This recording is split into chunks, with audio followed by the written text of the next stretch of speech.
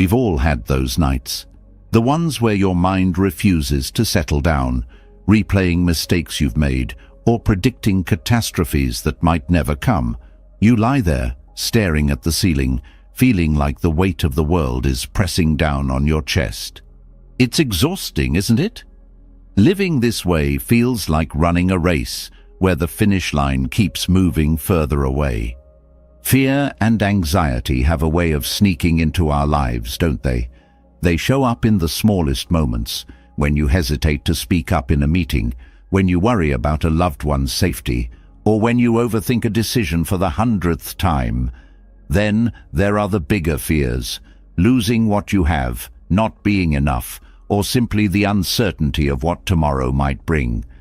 But here's the truth, you might not have heard enough. Fear doesn't define you. It's not who you are.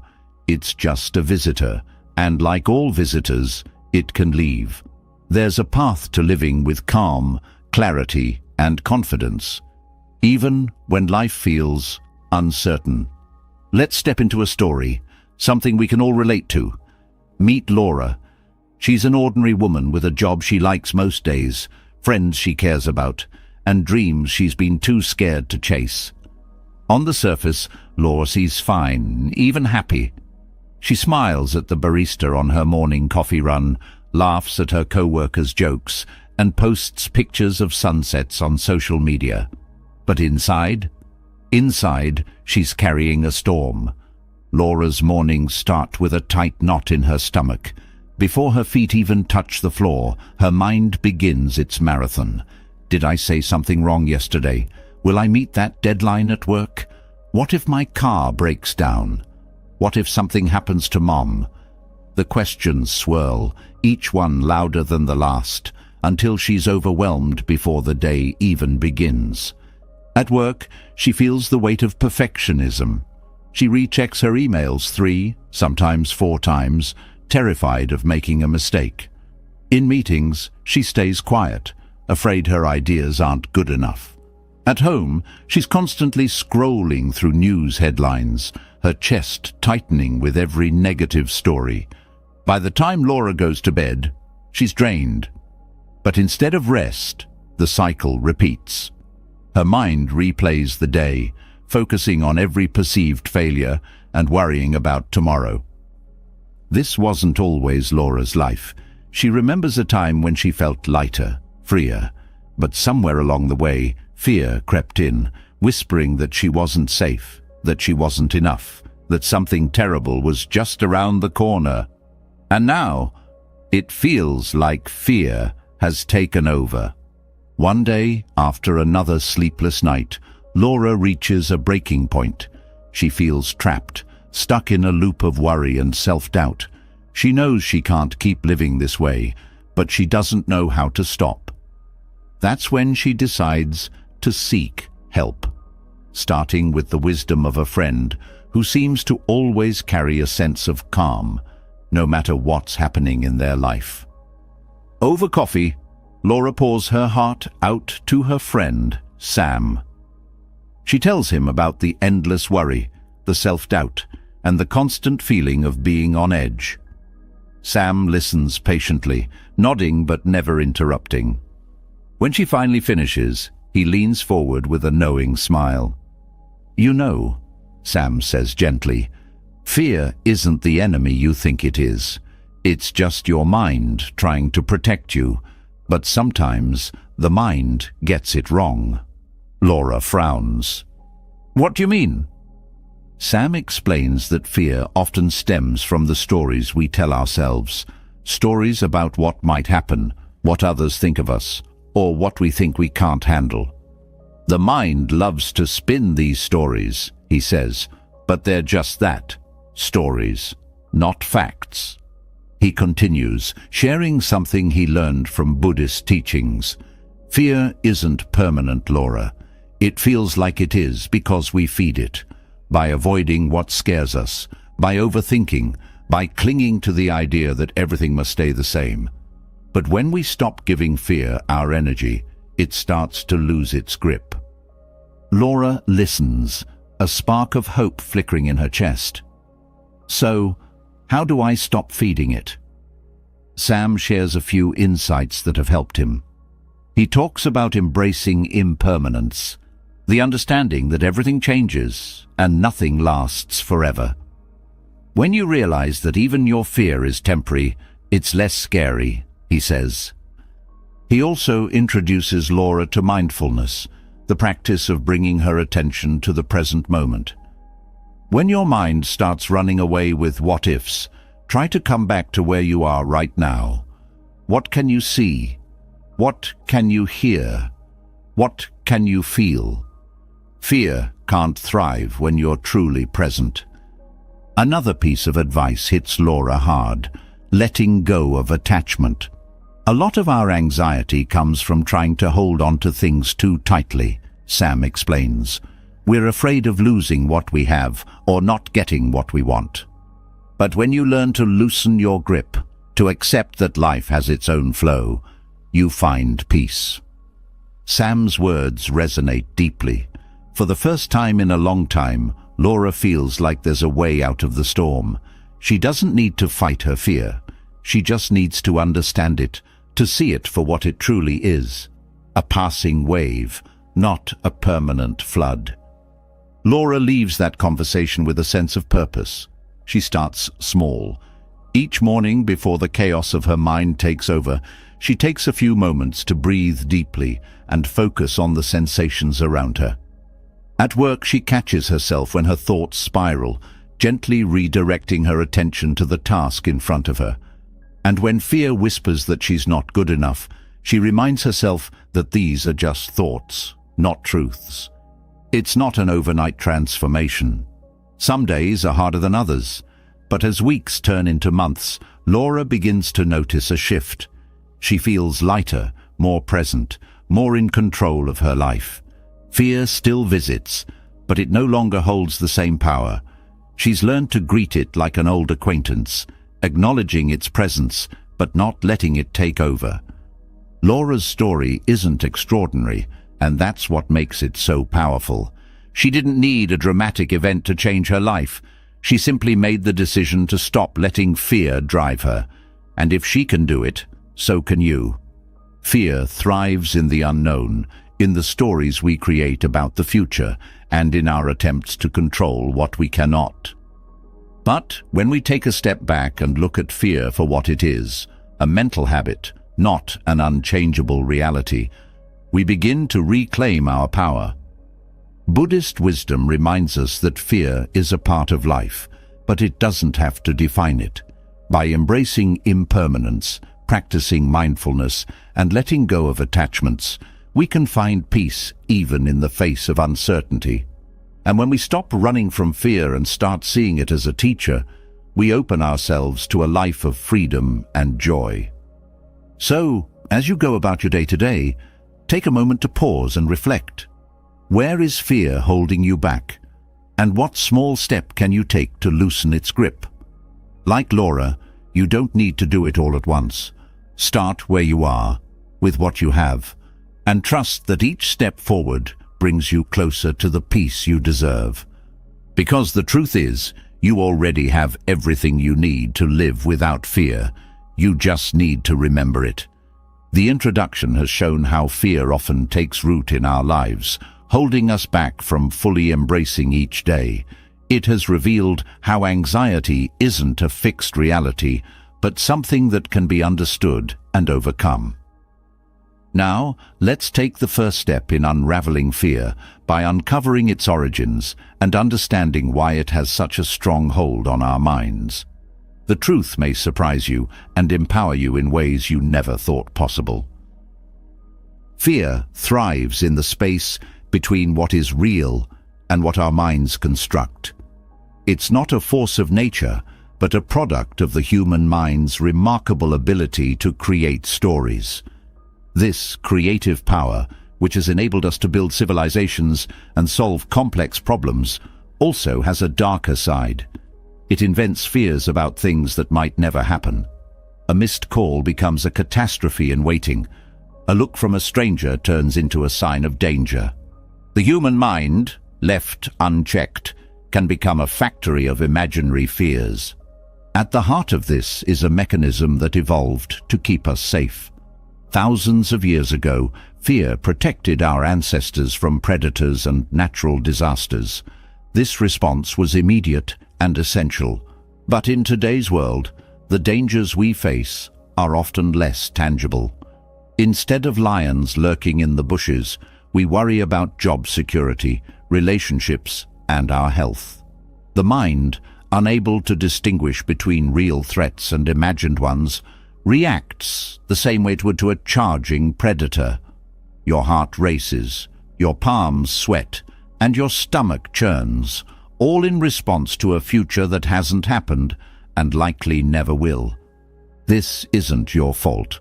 The human brain is wired for survival, not happiness. It constantly scans the environment for potential threats, prioritizing fear over peace to ensure we're alert and prepared. But this survival mechanism, when overactive, can rob us of joy. It pulls us away from the present moment and drags us into an imagined future filled with what-ifs and worst-case scenarios. The mind is a master of projection. It takes small, neutral events and assigns them exaggerated meanings.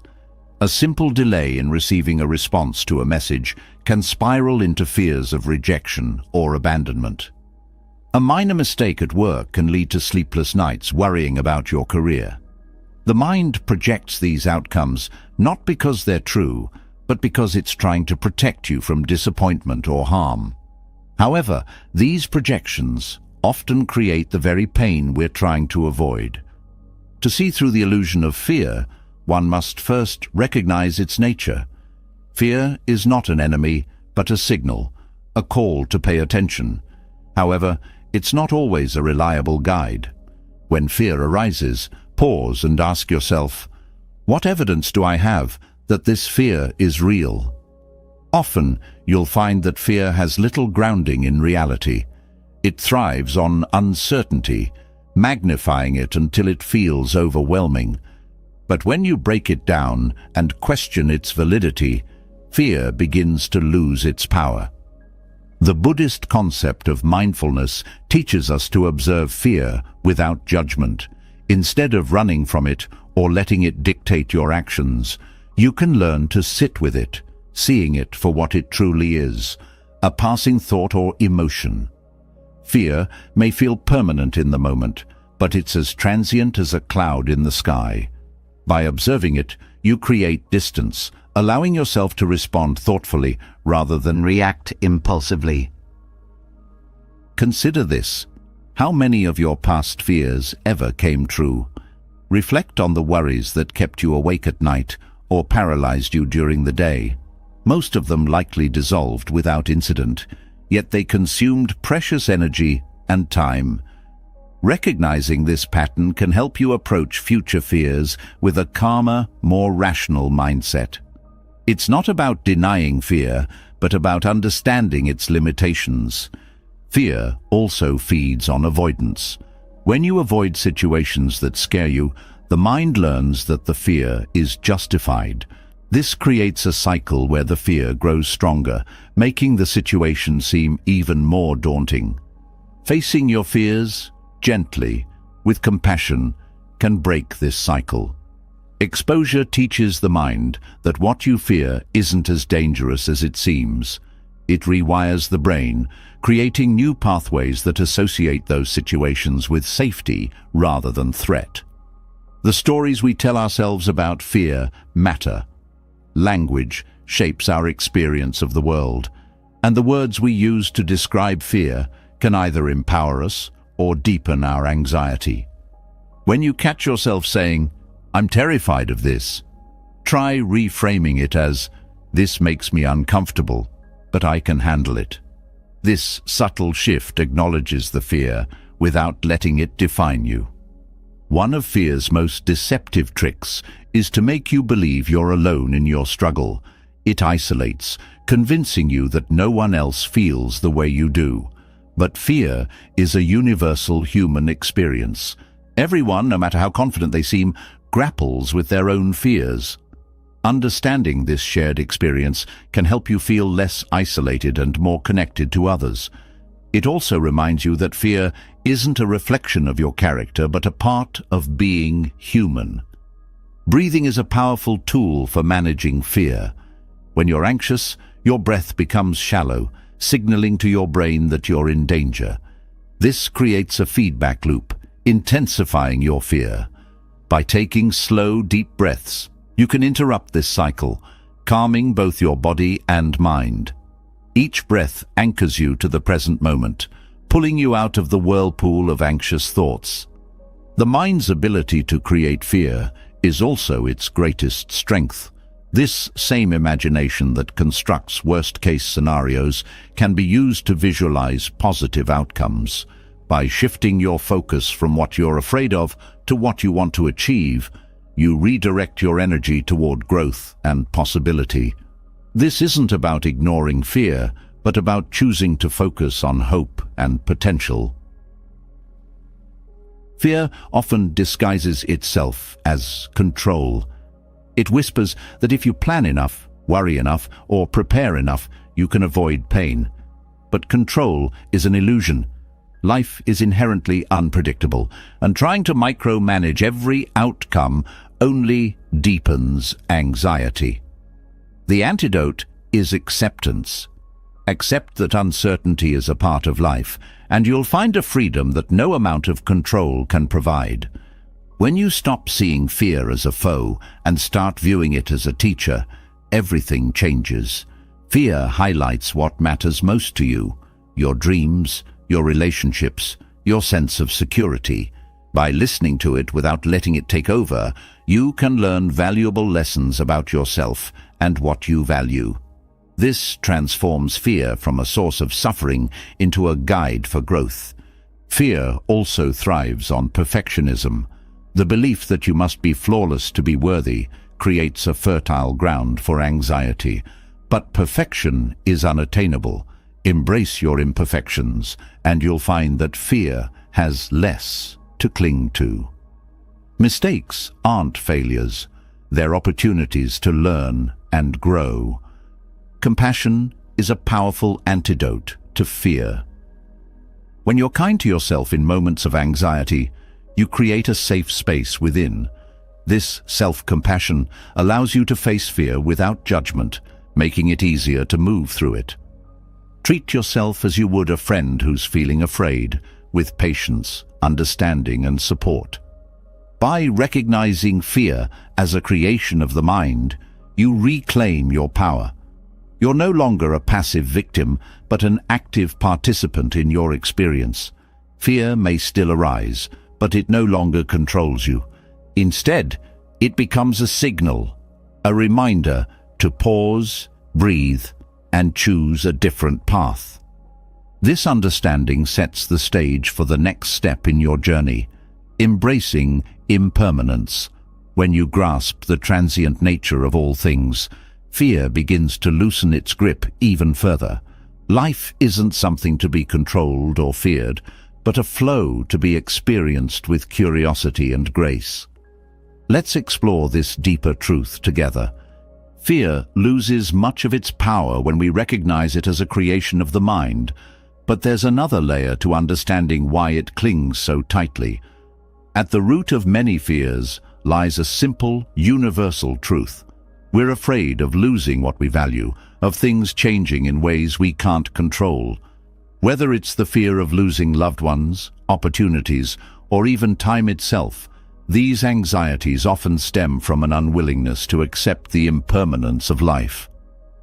Let's now explore how embracing the transient nature of all things can free us from these fears and bring a profound sense of peace.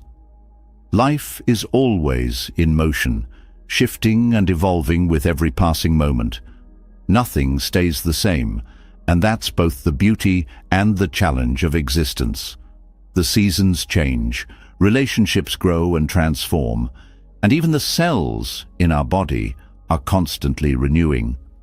Yet, despite this obvious truth, we often cling to the idea of permanence.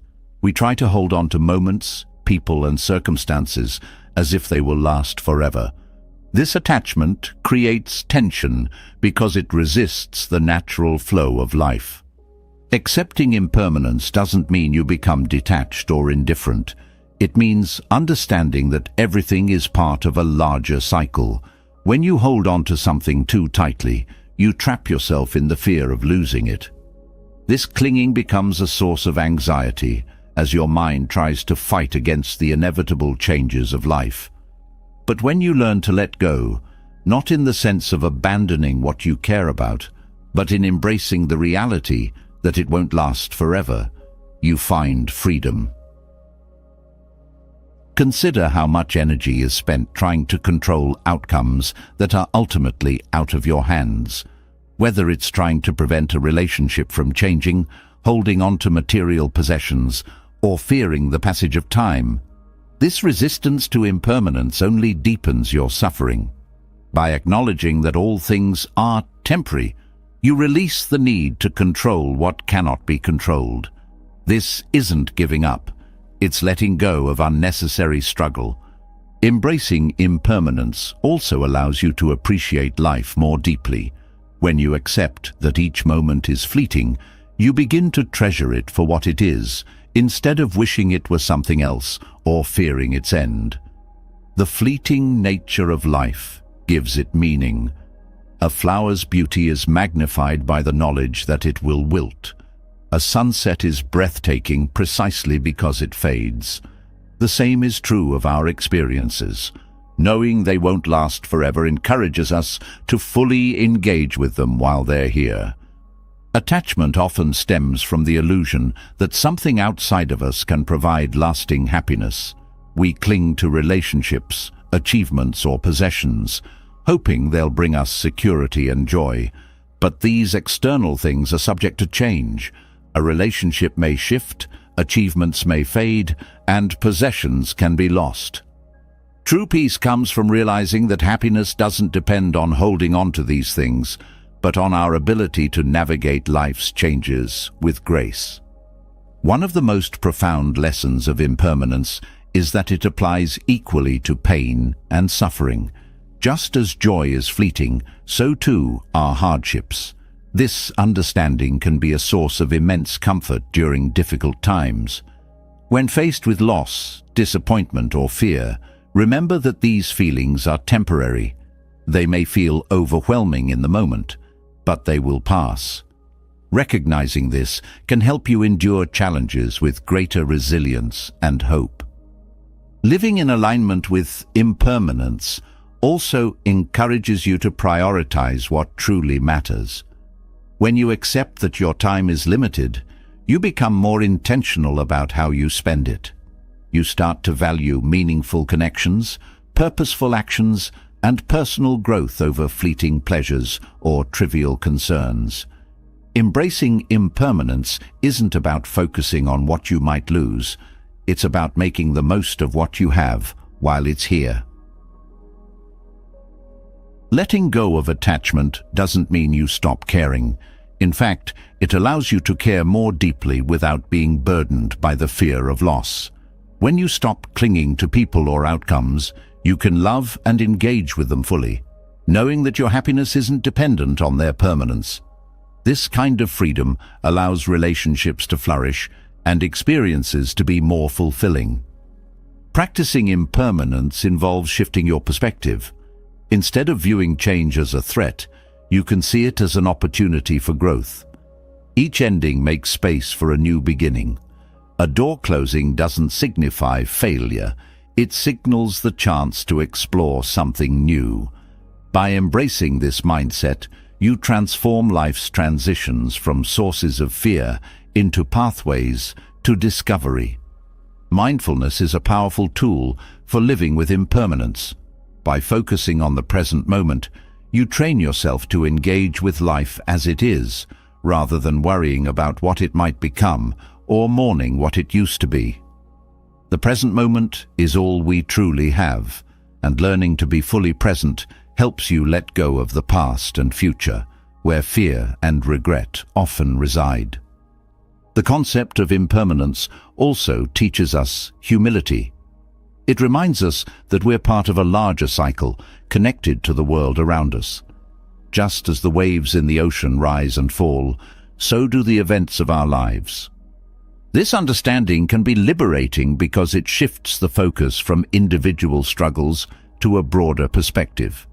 You realize that change isn't something happening to you, it's simply the nature of existence. Accepting impermanence doesn't mean you won't feel sadness or grief when things change. These emotions are natural and part of being human. However, by understanding that these feelings too are transient, you can face them without being consumed by them. Grief, when met with compassion and patience, becomes a process of healing rather than a source of prolonged suffering. Impermanence also teaches us gratitude. Knowing that nothing lasts forever encourages us to appreciate what we have while we have it. It turns ordinary moments into precious gifts. A conversation with a loved one, the warmth of the sun on your skin, or the taste of your favorite meal. All of these take on greater significance when you view them through the lens of impermanence. In a world that often values permanence and stability, embracing change might feel counterintuitive. But the reality is that impermanence is the only constant. By aligning yourself with this truth, you free yourself from the futile struggle to make life something it's not. You learn to flow with life's changes instead of resisting them, creating a sense of peace that no external circumstance can take away. When you accept impermanence, you also learn to forgive more easily. Holding on to anger or resentment keeps you trapped in the past, unable to move forward. But when you recognize that everything, including your pain, is temporary, it becomes easier to let go of grudges and find peace. Forgiveness doesn't mean forgetting. It means releasing the hold that the past has on you. Impermanence can also inspire courage. When you realize that failure and embarrassment are temporary, you're more willing to take risks and pursue your goals. Fear of change or rejection often holds people back. But when you understand that these feelings won't last forever, they lose their power to control you. This courage allows you to live more authentically and take actions that align with your values. Ultimately, embracing impermanence leads to a profound sense of freedom. It liberates you from the chains of attachment and the fear of change, allowing you to experience life with a sense of openness and curiosity.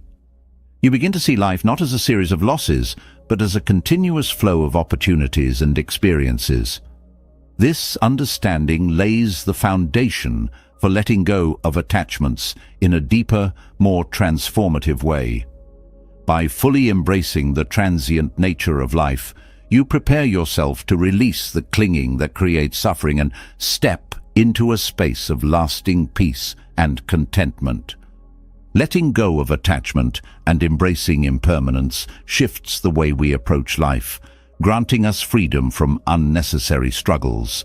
Yet, as liberating as it is to accept change, the mind often drifts into the past or future, where fear and anxiety reside. To truly anchor ourselves in this newfound freedom, we need a tool that allows us to remain steady in the present moment. Mindfulness is that tool, a practice that transforms fleeting awareness into a shield against fear. Mindfulness is the art of paying attention to life as it unfolds, moment by moment. It's a state of being fully present, observing your thoughts, emotions, and surroundings without judgment. This practice is not about suppressing fear or forcing calm. It's about creating space to experience life as it is, instead of how your mind projects it to be. Fear thrives on projections, spinning stories about what has happened or what might happen. But when you bring your attention to the present, fear loses its footing. The mind has a natural tendency to wander. Thoughts dart between the past and future, creating a web of concerns that pull you away from the present. Mindfulness interrupts this cycle by gently guiding your attention back to what is real and immediate. When fear arises, instead of reacting to it instinctively, you can pause and observe it. This pause creates a gap between the fear and your response, giving you the clarity to choose how to engage with it. Anxiety often feels overwhelming because it comes with physical sensations, tightness in the chest, shallow breathing, a racing heart. Mindfulness teaches you to notice these sensations without judgment. Instead of labeling them as bad or trying to escape them, you can simply acknowledge them as part of your experience. This simple act of acknowledgement can dissolve the power fear holds over you. You stop feeding it with resistance, and it begins to fade. The breath is a powerful anchor for mindfulness. It's always with you, steady and rhythmic, a constant amidst the changing tides of life. When fear begins to rise, focusing on your breath brings you back to the present. The act of inhaling and exhaling slowly and deeply signals your body that you are safe, reducing the fight-or-flight response that fuels anxiety. Each breath becomes a reminder of your ability to stay grounded, no matter what storms may come. Mindfulness also fosters curiosity. Instead of viewing fear as something to avoid, you can explore it with an open mind. Where is it located in your body? What thoughts accompany it? What triggered it? By approaching fear with curiosity rather than judgment, you shift from being its victim to being its observer. This shift empowers you, as fear loses its grip when you see it clearly for what it is, a transient emotion, not a permanent state. One of the most transformative aspects of mindfulness is the ability to break free from the cycle of overthinking. Fear often amplifies because the mind keeps replaying the same worries, trying to solve problems that don't yet exist. Mindfulness helps you notice when your thoughts are spiraling and gently brings your focus back to the present. Over time, this practice rewires the brain, reducing the tendency to ruminate and creating a calmer, more centered mindset. Mindfulness is also a practice of acceptance. It doesn't seek to eliminate fear, but to make room for it without being consumed by it.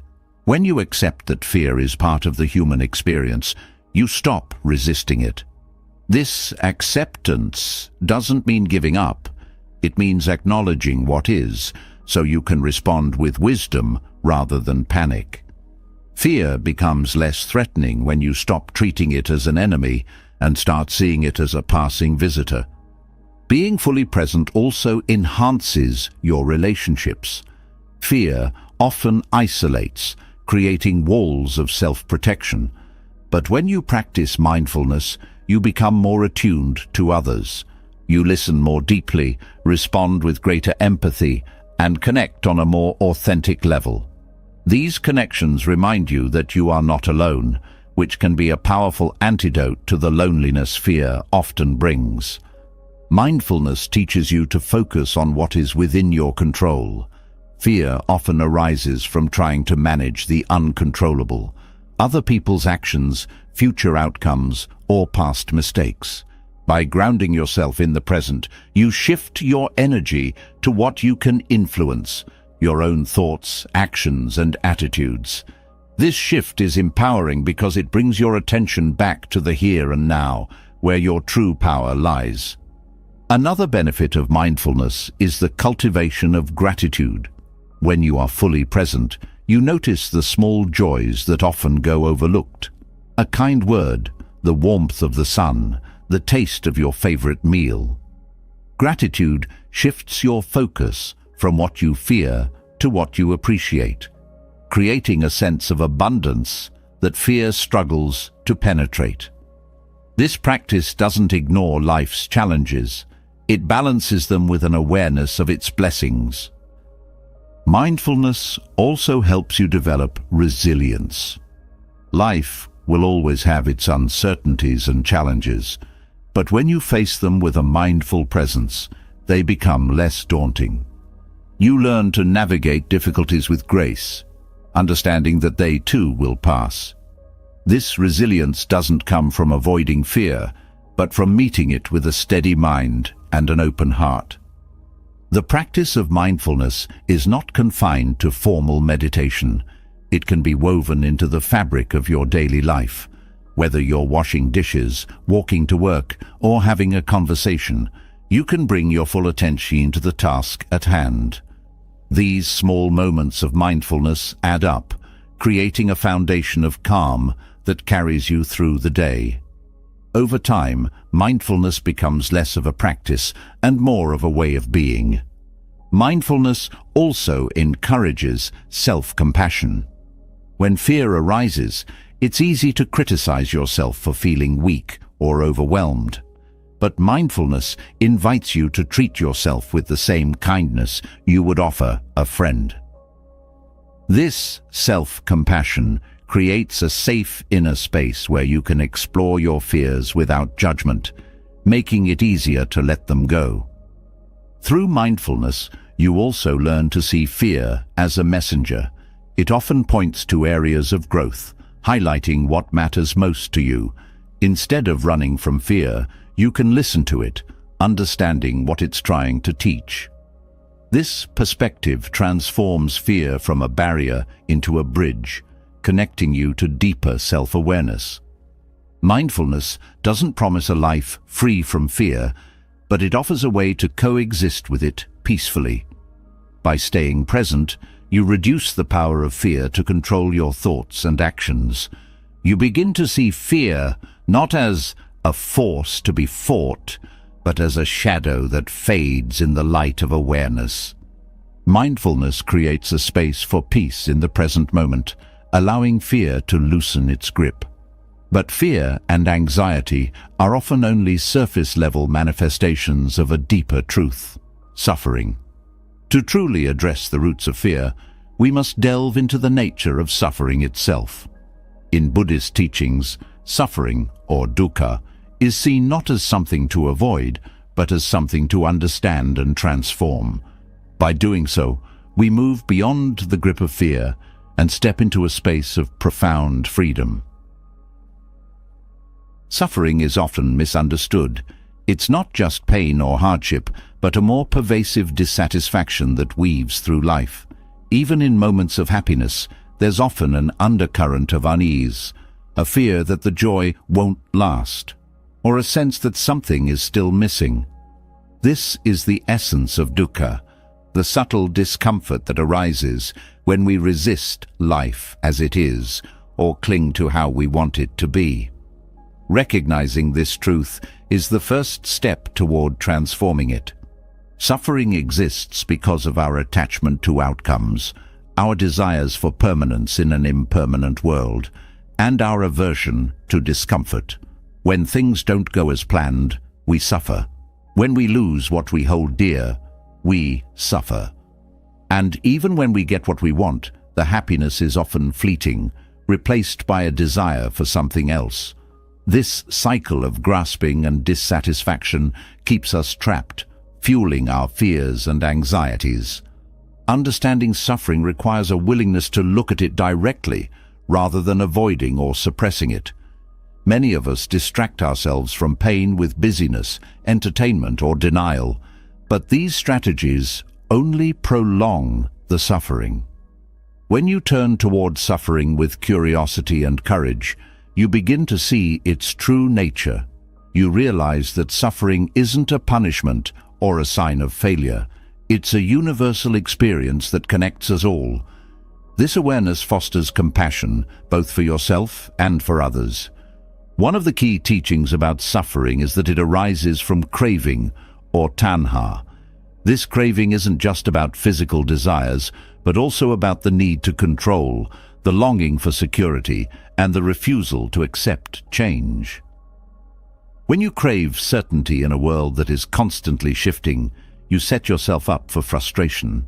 But when you recognize this craving for what it is, a reaction of the mind, not a fixed reality, you can begin to loosen its hold. Another cause of suffering is ignorance, or avidya. This isn't a lack of intelligence, but a misunderstanding of life's nature. We suffer because we see ourselves as separate from others, because we believe that happiness comes from external conditions, and because we don't fully grasp the impermanence of all things. This ignorance keeps us locked in patterns of fear and dissatisfaction. By cultivating awareness and wisdom, we can begin to see through these illusions. To transform suffering, you must first accept it. This doesn't mean resigning yourself to misery, but acknowledging that suffering is a natural part of life. When you stop resisting suffering, it loses much of its power. Resistance adds a layer of tension that intensifies the pain, while acceptance creates space for healing. This doesn't mean you stop striving for a better life, but your striving comes from a place of peace rather than desperation. Suffering also holds the seeds of growth. It's often in our most painful moments that we learn the deepest lessons about ourselves and life. Suffering teaches us about resilience, compassion, and the impermanence of all things.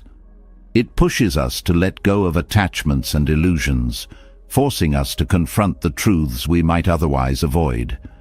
When you view suffering as a teacher rather than an enemy, it becomes a gateway to transformation. One of the most profound ways to work with suffering is through compassion. When you meet your pain with kindness instead of judgment, you create a space for healing. This compassion extends to others as well, as recognizing your own suffering helps you empathize with theirs. Compassion dissolves the barriers that fear and suffering create, fostering a sense of connection and shared humanity. Another tool for transforming suffering is gratitude. This may seem counterintuitive, but even in the midst of pain, there are often moments of grace. Gratitude shifts your focus from what is lacking to what is present, breaking the cycle of dissatisfaction. It doesn't negate the suffering, but balances it with an awareness of life's beauty and gifts. Breath awareness is another powerful practice for working with suffering. When you're in pain, whether physical or emotional, your breath often becomes shallow and tight. By consciously deepening and slowing your breath, you can calm your nervous system and create a sense of stability. Each breath reminds you that you are alive, that you are capable of facing whatever arises. Reflection on impermanence also helps transform suffering. When you realize that pain, like all things, is temporary, it becomes more bearable. This perspective doesn't diminish the reality of suffering, but places it in a broader context. Just as joy comes and goes, so does pain. This understanding brings hope and resilience. Suffering also challenges you to examine your values and priorities. It often reveals what truly matters and what doesn't.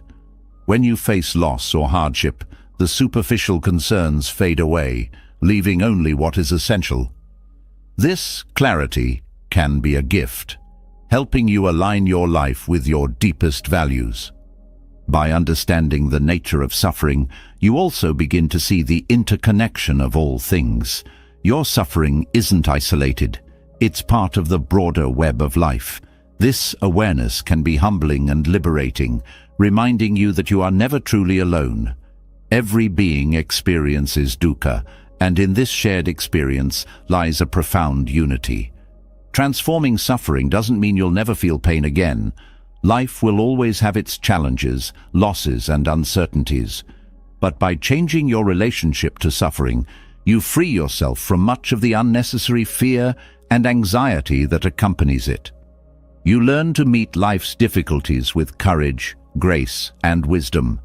This journey of transformation lays the foundation for an even deeper practice, letting go of attachments. As we explore how releasing our grip on desires and clinging leads to lasting peace, we continue to uncover the profound freedom that lies at the heart of Buddhist teachings. Suffering reveals the truths we often avoid: the impermanence of life, the pain of clinging, and the freedom found in acceptance. This deeper understanding prepares us for the next step, releasing attachments. Much of our suffering stems from holding too tightly to people, possessions, and ideas, believing they will bring us lasting happiness or security. Yet this clinging creates fear and insecurity, keeping us trapped in a cycle of dissatisfaction. To find lasting peace, we must learn to let go.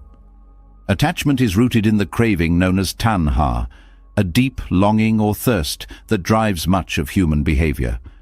This craving isn't limited to material possessions. It includes the need for validation, control, and certainty.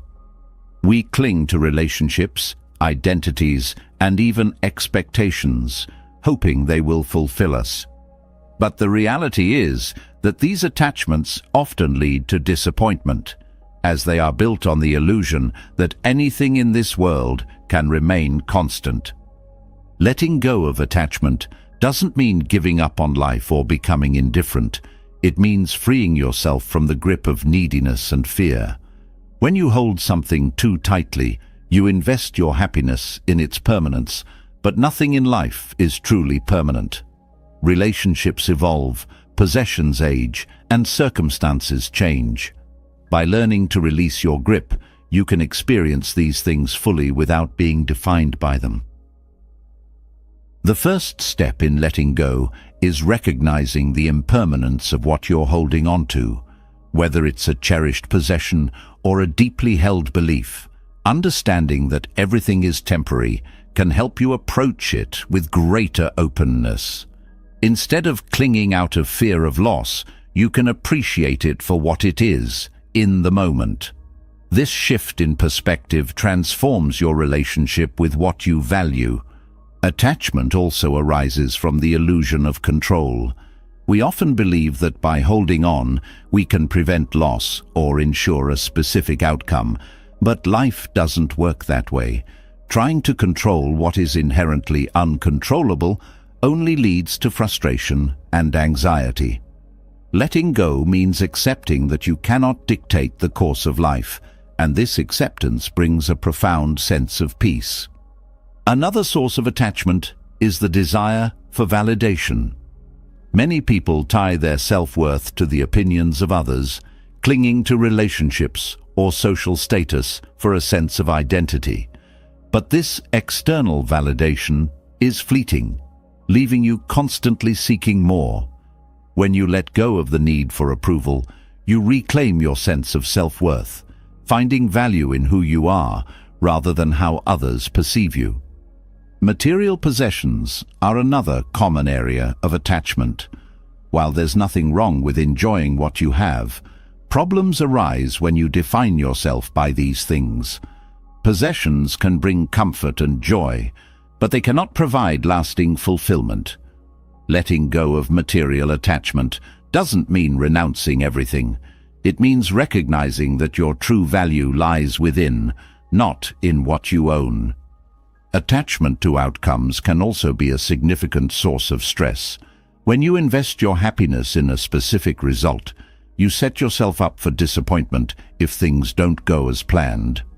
Letting go of attachment to outcomes allows you to engage fully in the process, finding joy in the journey rather than fixating on the destination.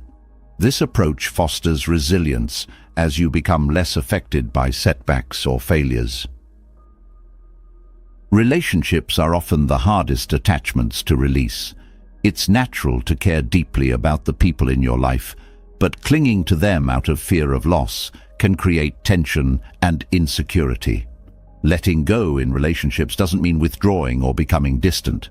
It means loving without needing to possess. This kind of love is free and unconditional, allowing both you and the other person to grow. Letting go also involves releasing attachment to the past. Many people carry regrets, grudges, or nostalgia that weigh them down. Holding on to these feelings keeps you trapped in a story that no longer serves you. By letting go of the past, you open yourself to the present, where real life unfolds.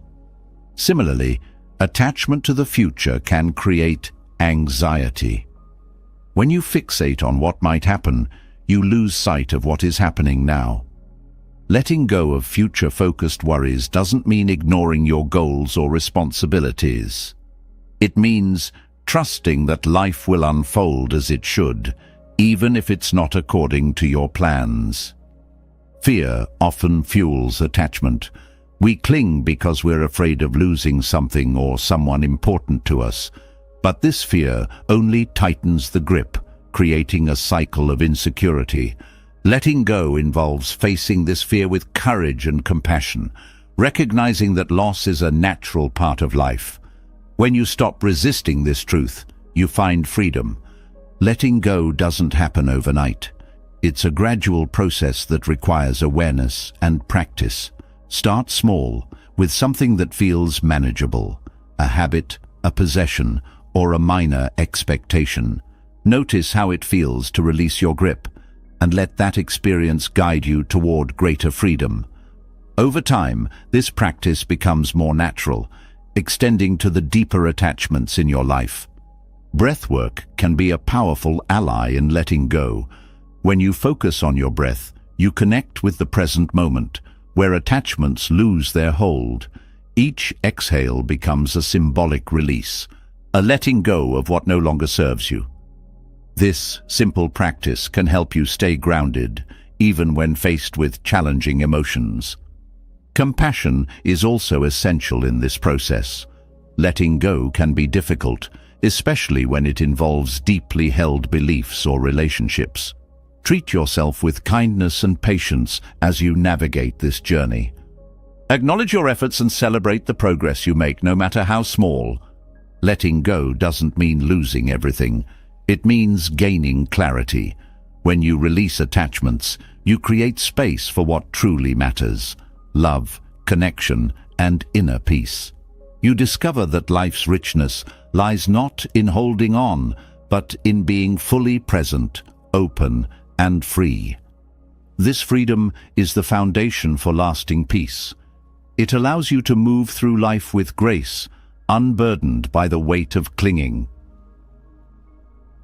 Letting go of attachments provides freedom and a deeper understanding of what truly matters, but the journey isn't always easy. The process of releasing old patterns, navigating change, and embracing uncertainty often brings discomfort. In these moments, patience, known in Buddhist teachings as khanti, becomes a vital tool.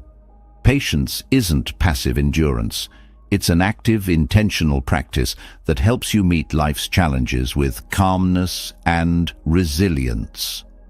When fear arises, patience allows you to pause, reflect, and respond with clarity instead of reacting impulsively. Fear thrives in urgency, demanding immediate answers or solutions. It pushes you to act quickly, often without thinking, to escape discomfort. Patience disrupts this cycle. When you cultivate patience, you give yourself permission to sit with uncertainty and allow it to unfold naturally.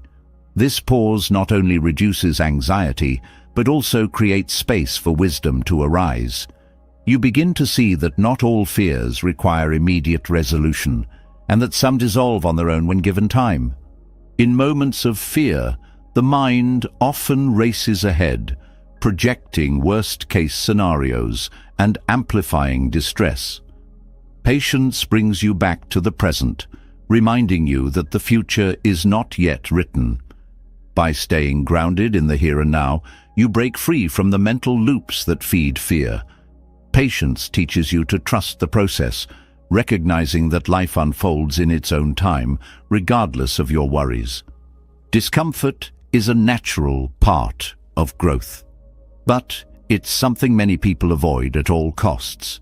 This avoidance creates a fear of facing challenges, which in turn limits your ability to adapt and thrive.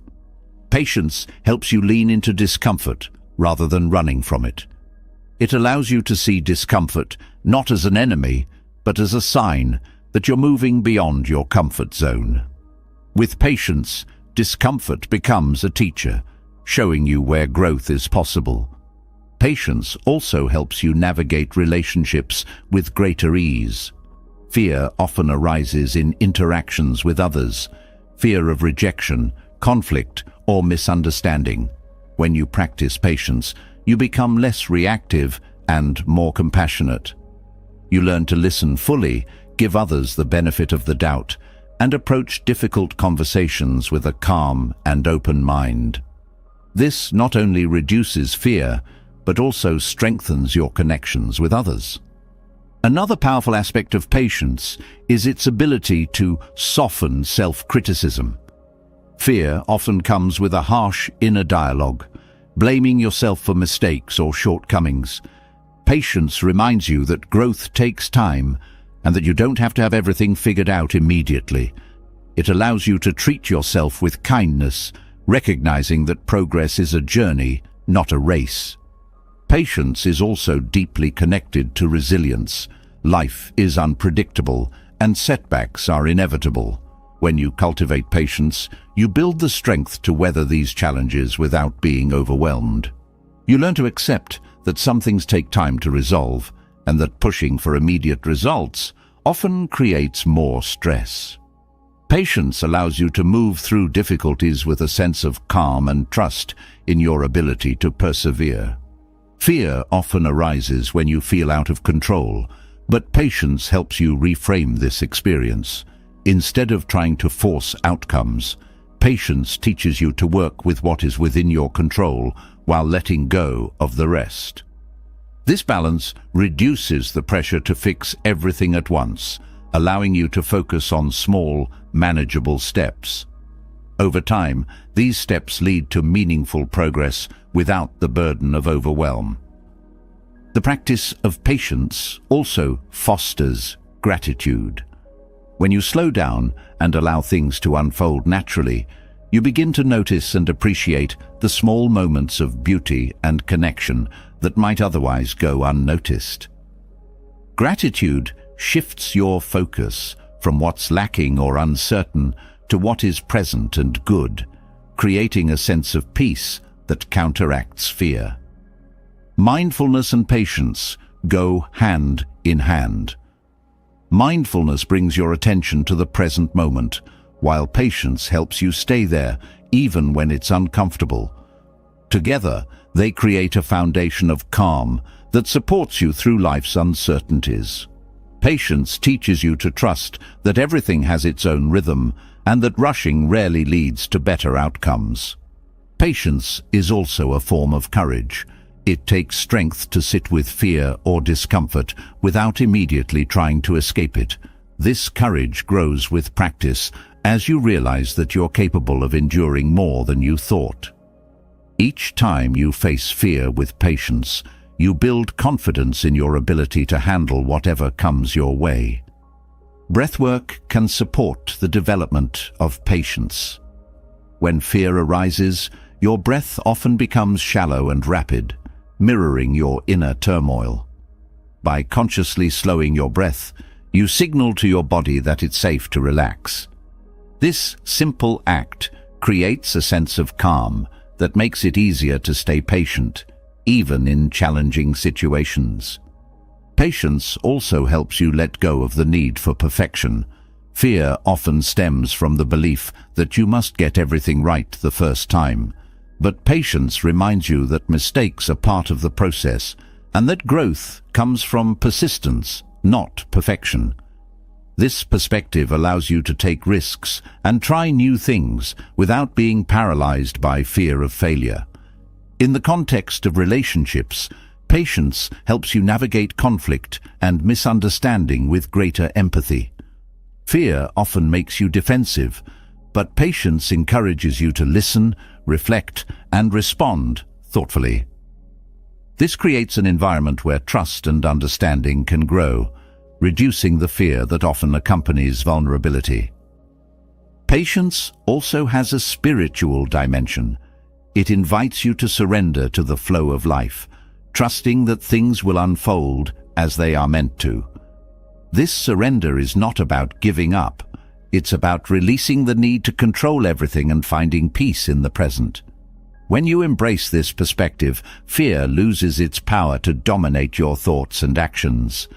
One of the most profound lessons of patience is that it transforms waiting into a form of mindfulness. Instead of viewing delays or uncertainties as obstacles, you can see them as opportunities to practice presence and acceptance. This shift not only reduces stress, but also helps you find meaning and joy in the in-between moments of life. Patience also teaches you to value progress over perfection. Fear often arises when you focus too much on the end goal, worrying about whether you'll ever get there. Patience shifts your attention to the small steps you're taking, reminding you that each one is a victory in itself. This approach builds momentum and confidence, making it easier to keep moving forward. Through patience, you develop a deeper connection with yourself.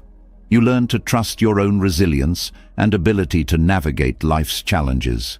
This self-trust reduces fear because you no longer doubt your capacity to handle whatever comes your way. Patience becomes a source of inner strength, grounding you even in the face of uncertainty. Patience teaches us to meet discomfort and uncertainty with grace. But what happens when the discomfort comes from life itself, moving in directions we didn't anticipate? Change is inevitable, yet it often sparks fear and resistance. This fear stems from clinging to the illusion of certainty, a desire to anchor life in a world that never stops shifting. Resisting change creates suffering, while acceptance of life's fluidity offers a freedom most people never realize they need.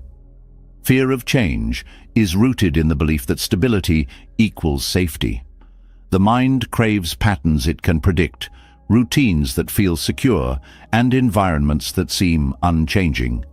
This craving for control becomes a shield, one that feels protective but is ultimately limiting. When life shifts, as it always does, this shield of stability begins to crack, and anxiety rushes in to fill the gaps. The mind scrambles to hold on to what it knows, even if what it knows is no longer working. This creates tension, frustration, and a fear that colors every aspect of life. Clinging to certainty traps you in cycles of anxiety because it forces you to resist the natural flow of life. Life is not a static state.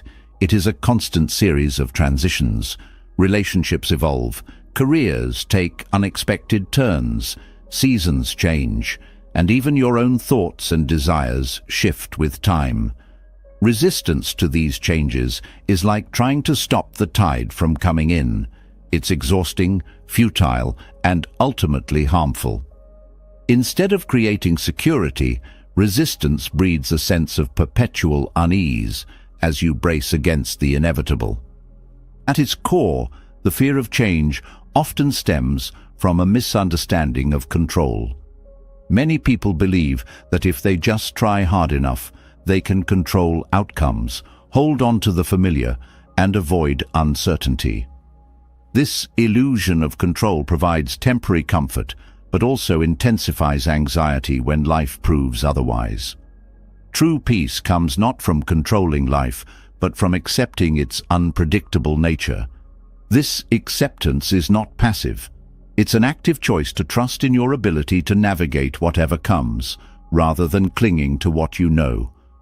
Fear of change also thrives on worst-case scenarios. The mind projects fears into the unknown, filling the void with imagined dangers and failures. These projections rarely reflect reality, yet they hold immense power because the mind treats them as truths. This leads to hesitation, self-doubt, and a reluctance to embrace opportunities. Breaking free from this cycle begins with recognizing that these projections are just thoughts, not guarantees of what will happen. When you challenge these fears with curiosity and courage, their grip weakens, and you create space for new possibilities. One of the most insidious effects of resisting change is stagnation. When you fear change, you often avoid risks, cling to outdated habits, and stay within the confines of your comfort zone. While this may feel safe, it limits your growth and prevents you from exploring the full richness of life. Change, while uncomfortable, is also the catalyst for transformation. Each shift brings the opportunity to learn, adapt, and discover new aspects of yourself. By resisting change, you deny yourself these experiences and remain stuck in cycles of sameness. Accepting change doesn't mean you have to love every transition. It means recognizing that change is a natural part of life and learning to work with it rather than against it. Acceptance creates flexibility, allowing you to adapt to new circumstances with greater ease. This flexibility reduces anxiety because you no longer waste energy fighting what cannot be stopped. Instead, you channel that energy into navigating change with purpose and intention. Change also reveals the impermanence of all things, a truth that can feel both liberating and unsettling. When you embrace this impermanence, you begin to see life as a series of moments, each one unique and fleeting. This perspective encourages you to let go of what no longer serves you and make room for what is yet to come. It also deepens your appreciation for the present, as you realize that the only constant is now. Fear of change often has its roots in identity. Many people define themselves by their roles, possessions, or circumstances, creating a fixed sense of self that feels threatened by change. When these external markers shift, it can feel as though you're losing a part of yourself. But identity is not fixed. It's fluid, shaped by your experiences and choices. Embracing this fluidity allows you to grow and evolve, rather than being trapped by outdated versions of who you think you are. One powerful way to navigate change is through gratitude.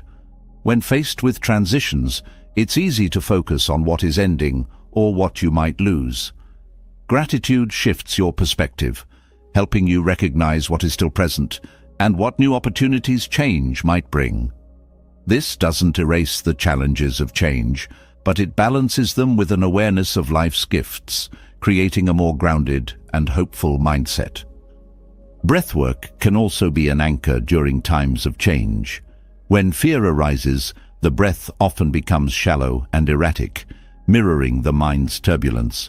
By consciously slowing and deepening your breath, you calm your nervous system and bring yourself back to the present moment. This practice doesn't stop change from happening, but it helps you face it with a sense of stability and clarity. Change is also an opportunity for self-discovery. When the familiar falls away, you're invited to explore who you are beyond your circumstances. This can be a time of great growth as you uncover strengths, values, and passions that may have been hidden beneath the routines of daily life. Embracing change as a chance to learn about yourself transforms fear into curiosity, opening doors to new possibilities. Letting go of the need for certainty also fosters resilience. When you accept that change is inevitable, you build confidence in your ability to adapt and thrive. This resilience becomes a source of inner strength, reducing the fear of future uncertainties. You begin to trust yourself, knowing that you can navigate whatever life brings. Relationships often provide a lens through which the fear of change becomes visible. Whether it's the evolution of a partnership, the ending of a friendship, or the dynamics within a family, changes in relationships can be particularly challenging. Accepting that people grow and change just as you do allows you to approach these shifts with greater compassion and understanding. This acceptance deepens your connections and reduces the anxiety that comes from trying to hold on to relationships exactly as they are. Change also challenges you to confront your attachments. When you resist change, it's often because you're clinging to something, an idea, a person, or a situation that you believe you can't live without. By exploring these attachments and questioning their hold on you, you begin to release the fear of losing them. This release creates space for freedom and growth, as you realize that your well-being is not dependent on any one thing. Accepting change doesn't mean ignoring the difficulties it brings. Some changes are painful, involving loss, uncertainty, or major adjustments. But even in these moments, acceptance offers a path forward. It allows you to grieve what is lost while remaining open to what is emerging. This balance between honoring the past and embracing the future is at the heart of navigating change with grace. Change also reminds us of our interconnectedness. Your actions, decisions, and experiences are part of a larger web of relationships and events. Recognizing this interconnectedness can be both humbling and empowering, as it shifts your perspective from individual fears to a broader understanding of your place in the world. This shift reduces anxiety by reminding you that you are not alone in facing life's uncertainties. The fear of change can be transformed through practice and intention. It begins with small steps, acknowledging your resistance, exploring its roots, and taking mindful actions toward acceptance. Each time you face change with courage and openness, you strengthen your ability to navigate life's transitions. Over time, this practice becomes a natural part of your approach to life, reducing fear and increasing your capacity for freedom and joy. Embracing change teaches us to let go of resistance and step into life's natural flow. But there's a deeper truth that must be confronted: fear itself. Fear thrives in the shadows, growing stronger when left unexamined. Its power lies not in its reality, but in the way it lurks unchallenged in the background of our minds. To overcome fear, you must bring it into the light, see it clearly, and understand its transient nature. Only then can you begin to loosen its grip and reclaim your sense of peace. Fear often feels larger than life because it operates in the background, unspoken and unquestioned. It whispers doubts, magnifies threats, and convinces you to avoid what might challenge or discomfort you. These whispers often remain unchecked, allowing fear to shape your decisions and perceptions without you even realizing it. The first step in dismantling fear is to name it, to acknowledge its presence. This simple act of recognition robs fear of some of its power, as you begin to see it as something separate from yourself. When you confront fear, it often reveals itself as a series of thoughts and physical sensations rather than a tangible threat. The mind creates stories about what could go wrong, spinning worst-case scenarios that rarely materialize. The body responds to these thoughts with tension, rapid breathing, or a racing heart, amplifying the sense of danger. By observing these reactions with awareness, you can begin to separate the sensation of fear from its content, realizing that fear is not a reflection of reality, but a habitual response to uncertainty. Awareness is the key to seeing fear for what it truly is. Instead of avoiding fear or trying to suppress it, meet it with curiosity. Ask yourself, what am I afraid of? What is the worst that could happen? What evidence do I have that this fear is valid? Often you'll find that fear is built on assumptions rather than facts. By questioning these assumptions, you can begin to unravel the stories that fear has woven around you. Fear also feeds on avoidance. When you avoid what you fear, you reinforce the belief that the fear is justified. This creates a cycle where avoidance strengthens fear, making it harder to confront in the future.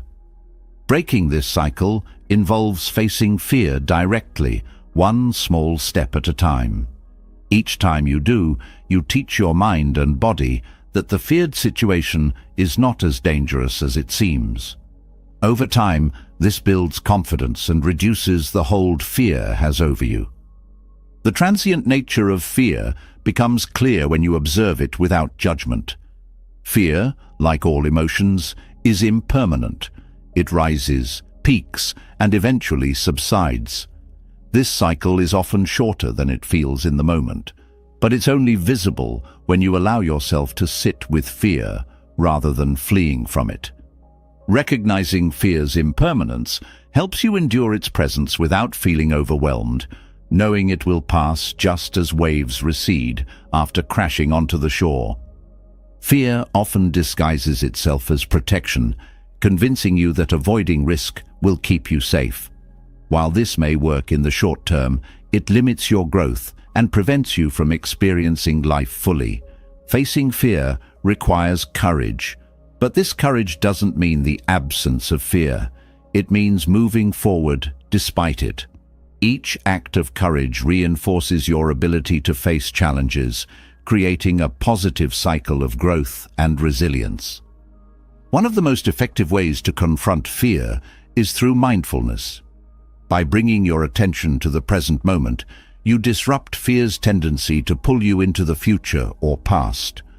Mindfulness allows you to observe fear without being consumed by it, creating a sense of distance that helps you see it more clearly. You realize that fear is not an enemy, but a reaction, a signal that something matters to you. Breathwork is another powerful tool for confronting fear. When fear arises, your breath often becomes shallow and erratic, reinforcing the body's fight-or-flight response. By consciously deepening and slowing your breath, you signal to your nervous system that you are safe. This calms your body and mind, creating a sense of stability that makes it easier to face fear with clarity and composure. Fear often points to areas of personal growth. It highlights what you care about, what challenges you, and where you feel vulnerable. Instead of viewing fear as a barrier, consider it a guide. What is it trying to teach you? What opportunities for growth lie on the other side of this fear? By reframing fear in this way, you transform it from an obstacle into a pathway for self-discovery. Self-compassion plays a vital role in confronting fear. Fear often comes with self-judgment, as you may criticize yourself for feeling afraid or for struggling to move past it. Self-compassion allows you to meet fear with kindness rather than criticism. It reminds you that fear is a universal human experience, not a personal failing. This kindness creates a safe space within yourself to explore fear without shame or guilt. Fear also thrives in isolation, convincing you that you're the only one who feels this way. Sharing your fears with others can be a powerful act of connection and healing. When you speak openly about your fears, you often discover that others share similar experiences, reducing the sense of isolation and normalizing the feeling of fear. This shared understanding builds a sense of solidarity and support, making it easier to face fear together. Letting go of the need for control is another important step in confronting fear. Many fears arise from the desire to control outcomes, to ensure that everything turns out exactly as you hope. But control is an illusion. Life is inherently unpredictable. When you accept this truth, fear begins to lose its hold. You learn to trust in your ability to adapt to whatever comes, rather than relying on a false sense of control for security. Fear often tries to protect you from discomfort, but it also keeps you from experiencing life fully. When you confront fear, you open yourself to new possibilities, relationships, and experiences. You begin to see that the walls fear has built around you are not protecting you, they're limiting you. Breaking down these walls allows you to step into a more expansive and fulfilling life. The act of facing fear also builds resilience. Each time you confront fear and move through it, you prove to yourself that you are capable of handling challenges. This confidence grows with each experience. creating a foundation of strength that supports you in future moments of uncertainty. Resilience doesn't mean you'll never feel fear again. It means you'll have the tools to face it without being paralyzed by it. Through awareness, curiosity, and courage, fear reveals itself for what it truly is: a passing wave, not an insurmountable force. By confronting fear directly, you reclaim your power and begin to live with greater freedom and authenticity. Fear begins to dissolve when you confront it directly, recognizing its impermanent and illusory nature. But there's another layer of fear that subtly infiltrates the mind, the endless stream of what-ifs that fuels overthinking. These thoughts often masquerade as preparation or caution, but instead pull you into an endless loop of worry, keeping you trapped in the future at the expense of the present. Breaking free from this cycle isn't about silencing the mind completely. It's about learning to redirect its energy and focus. Overthinking often starts with a simple question: what if this happens? Which spirals into increasingly unlikely scenarios.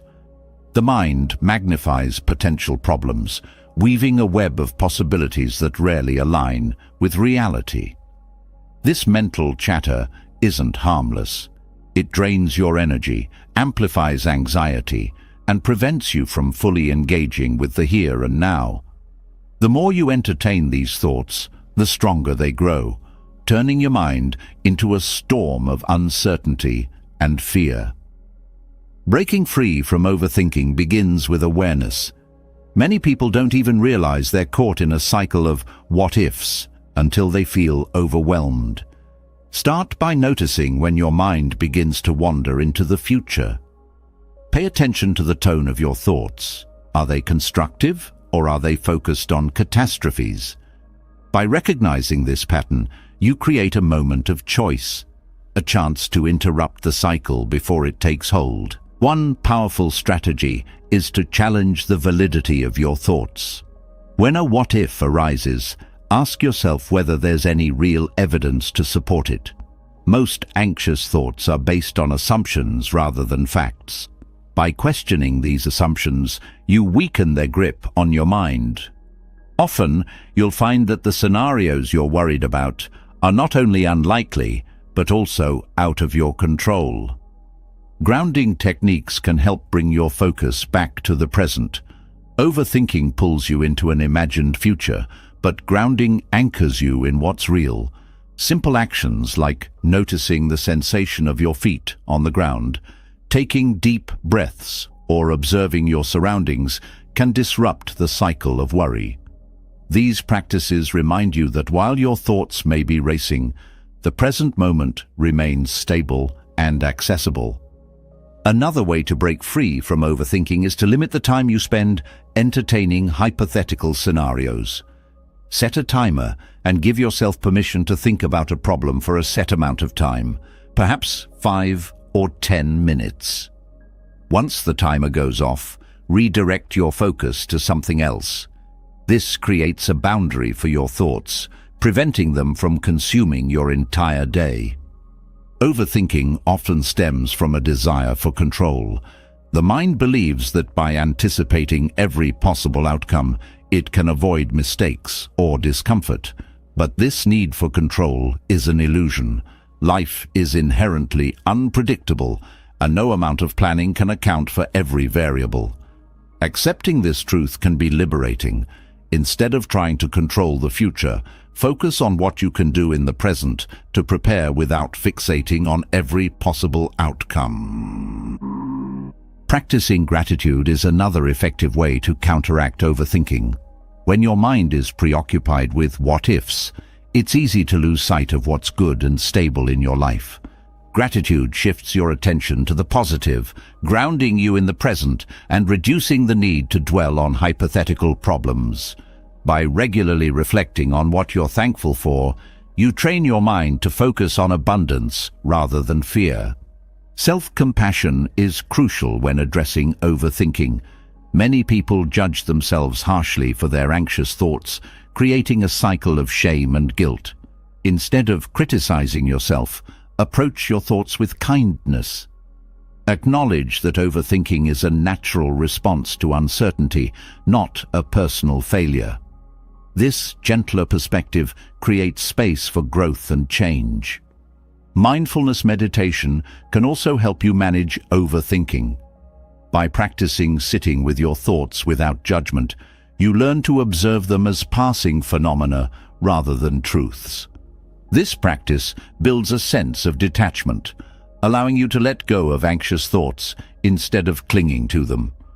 Over time, mindfulness rewires your brain, reducing the frequency and intensity of overthinking.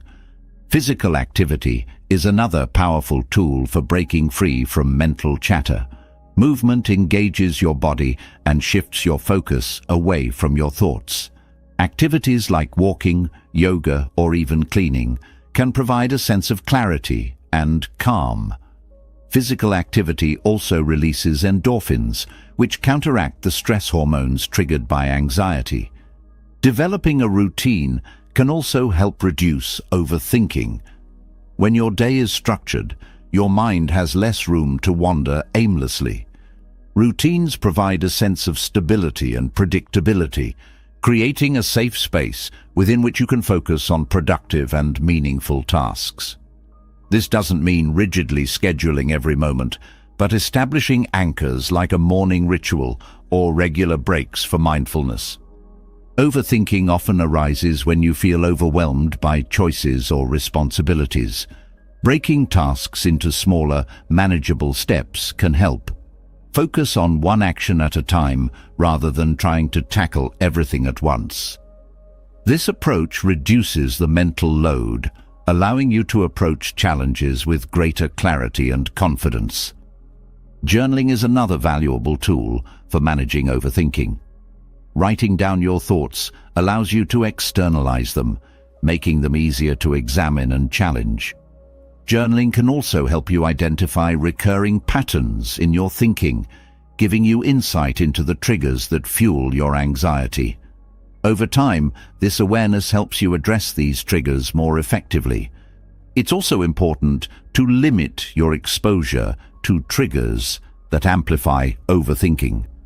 Social media, news cycles, or certain conversations can feed your anxiety if not managed mindfully. Set boundaries for your consumption of these sources and prioritize activities that bring you peace and joy instead.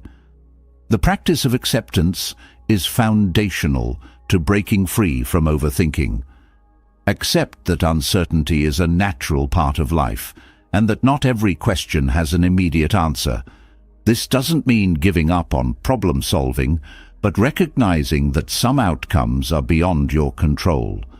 By embracing uncertainty, you free yourself from the need to have everything figured out. Connect with others. Overthinking can feel isolating, but sharing your thoughts with someone you trust can provide relief and perspective. Talking things through often reveals that your fears are less overwhelming than they seemed in your mind. The support and understanding of others remind you that you don't have to face anxiety alone. Breaking free from the what-ifs is not about eliminating anxious thoughts entirely, but learning to manage them in a way that supports your well-being.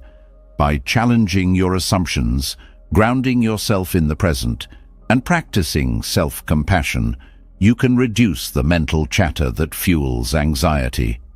This process creates space for peace and clarity, allowing you to move forward with confidence. Breaking free from the endless cycle of what-ifs allows you to reclaim the present, yet there's a deeper layer that feeds the anxiety of overthinking, our relationship with control. The paradox of control lies in the fact that the more you try to dictate life's outcomes, the more fear and frustration grow.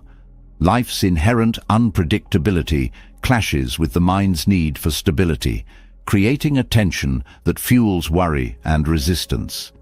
Letting go of this need for control is not about surrendering to chaos. It's about finding peace in uncertainty and trusting your ability to navigate the unknown. Control often feels like a safety net. You plan meticulously, set rules, and try to predict outcomes, believing these efforts will shield you from harm or disappointment. But life doesn't always follow your script. When plans fail or circumstances shift unexpectedly, the illusion of control shatters, leaving you vulnerable to fear and doubt. This cycle repeats as you double down on efforts to regain control, trapping yourself in a loop of anxiety. The desire for control stems from the mind's attempt to avoid discomfort. It seeks guarantees in an uncertain world, clinging to routines, relationships, and goals as anchors of stability. Yet this very clinging intensifies fear because it sets up unrealistic expectations. When life inevitably deviates from your plans, the resulting disappointment and uncertainty can feel overwhelming. The truth is, control is a limited tool in a limitless world.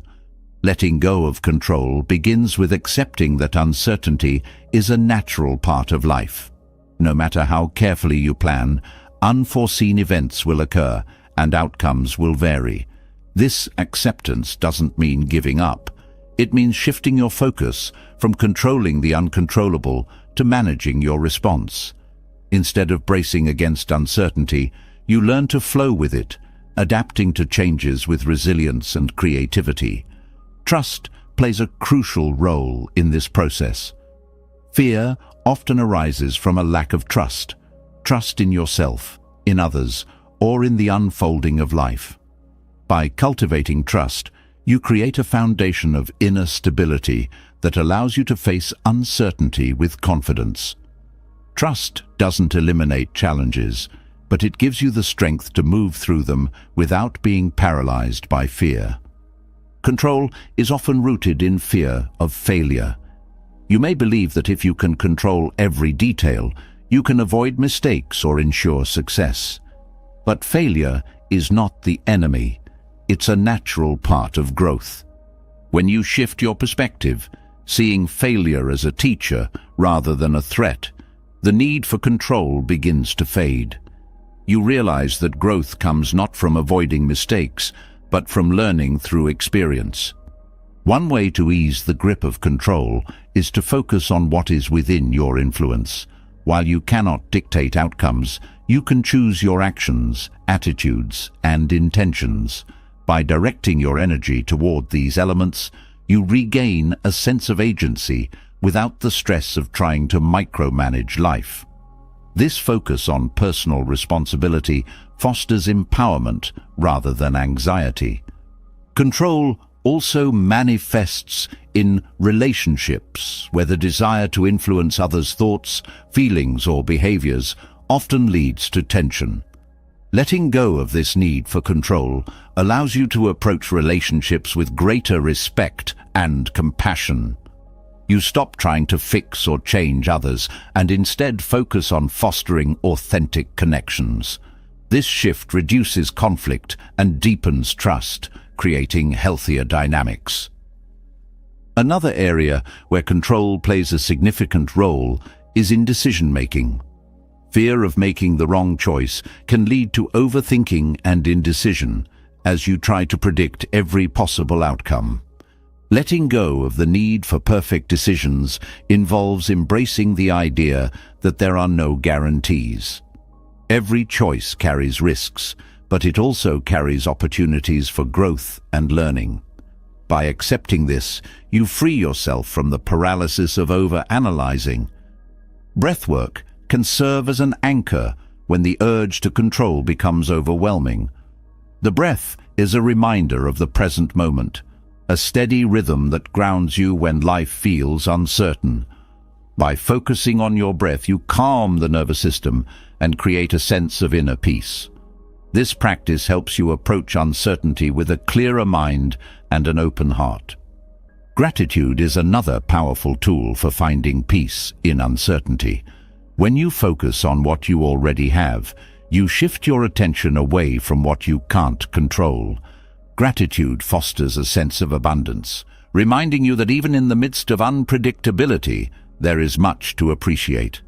This perspective reduces the need to cling to outcomes, allowing you to approach life with greater ease.